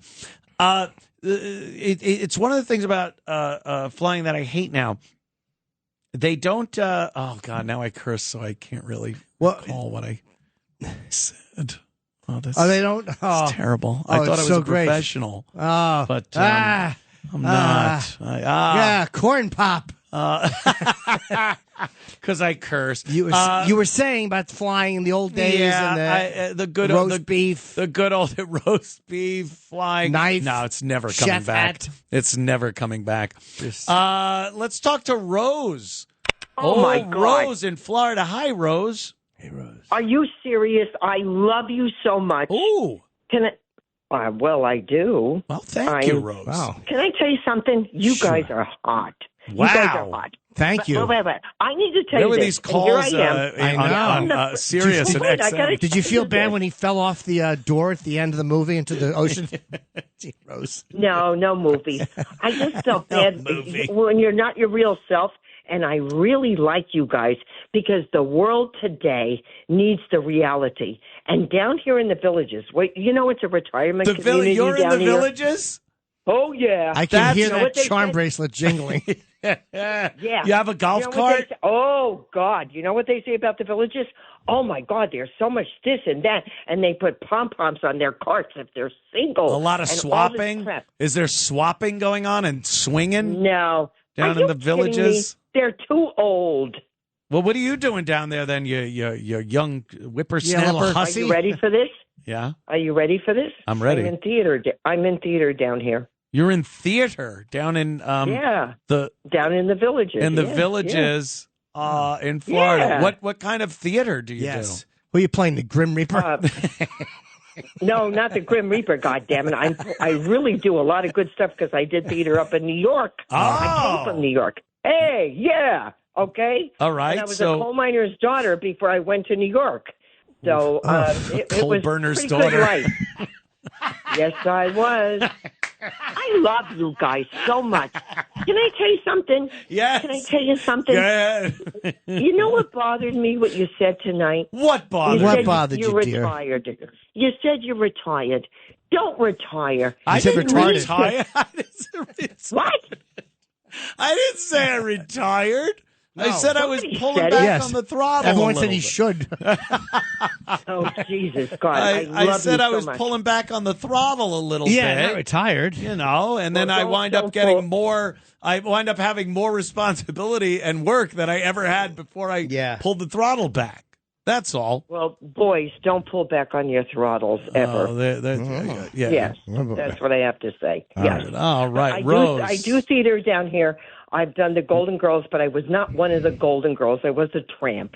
I was a tramp. The copper girls, the tin girls. Oh, I'm a hot chick down there. Yeah. Oh, yeah, you're I'm a hot hot down chick there down in the there. What can I say? villages. Are you the hottest chick in the villages? Yes. Well, the Golden think Girls meant something different. It was a S&M Well, no, club. I played the tramp at the Savannah, so that's what I did. But can I tell you something, guys? Charlie Chaplin You- type? No, hell no. Hell no. I look hot. I Language. have good legs and good body. Yeah. Okay, good. Oh, that's Nice. wonderful. Yeah, there you go. Yeah. Okay. Yeah. What? Yeah. So So anyway, I got to what was your latest production that you were in? Yeah. the Golden Girls, and I played a tramp. In the Golden Girls?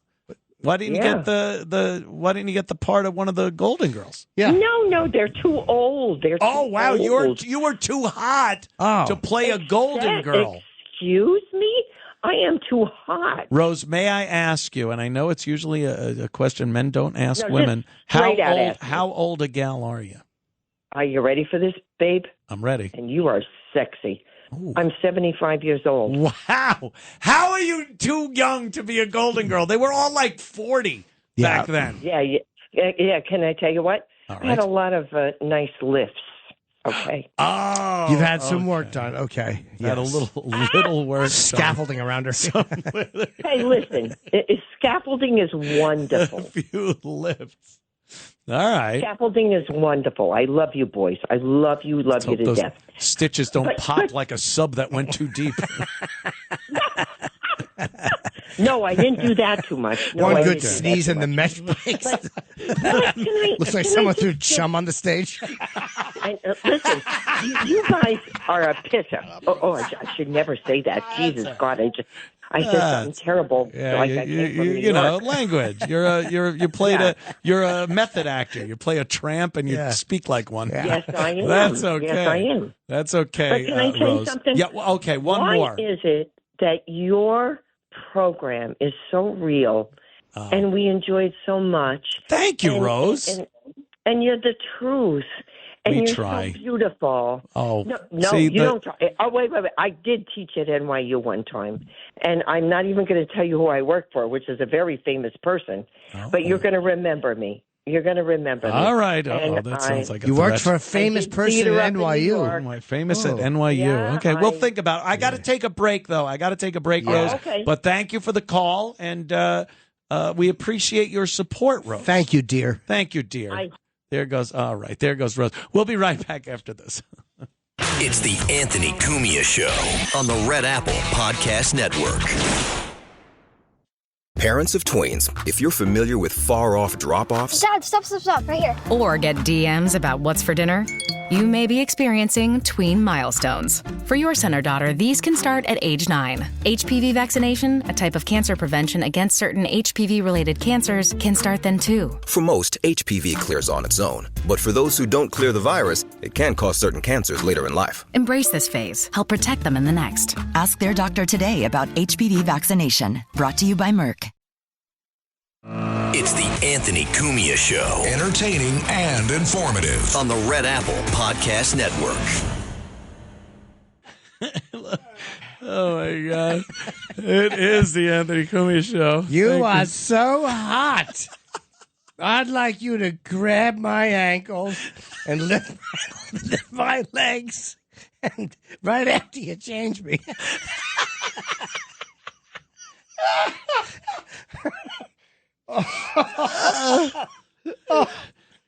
My head hurts. He used to take calls from girls we used to take home. Yeah. She Now it's said- to the home. He said she was 74, and Jimmy goes, she should have called 60 years ago.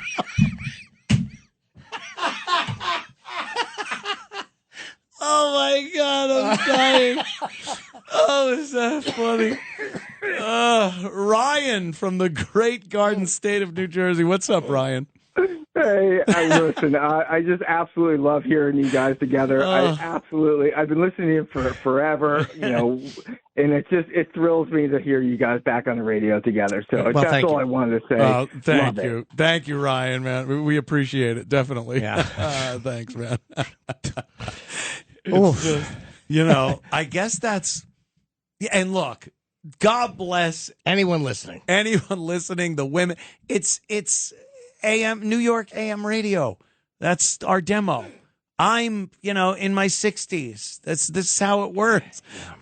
But you do think back, and you kind of got to equate it to, because I saw like Guns N' Roses and a few of these other bands where the clientele, they still they try to dress the same. Yeah. But they are way older than the girls that used to listen to and go to the concerts and stuff. So it's just the nature of the beast. It's the nature of the beast. Sometimes the beast calls.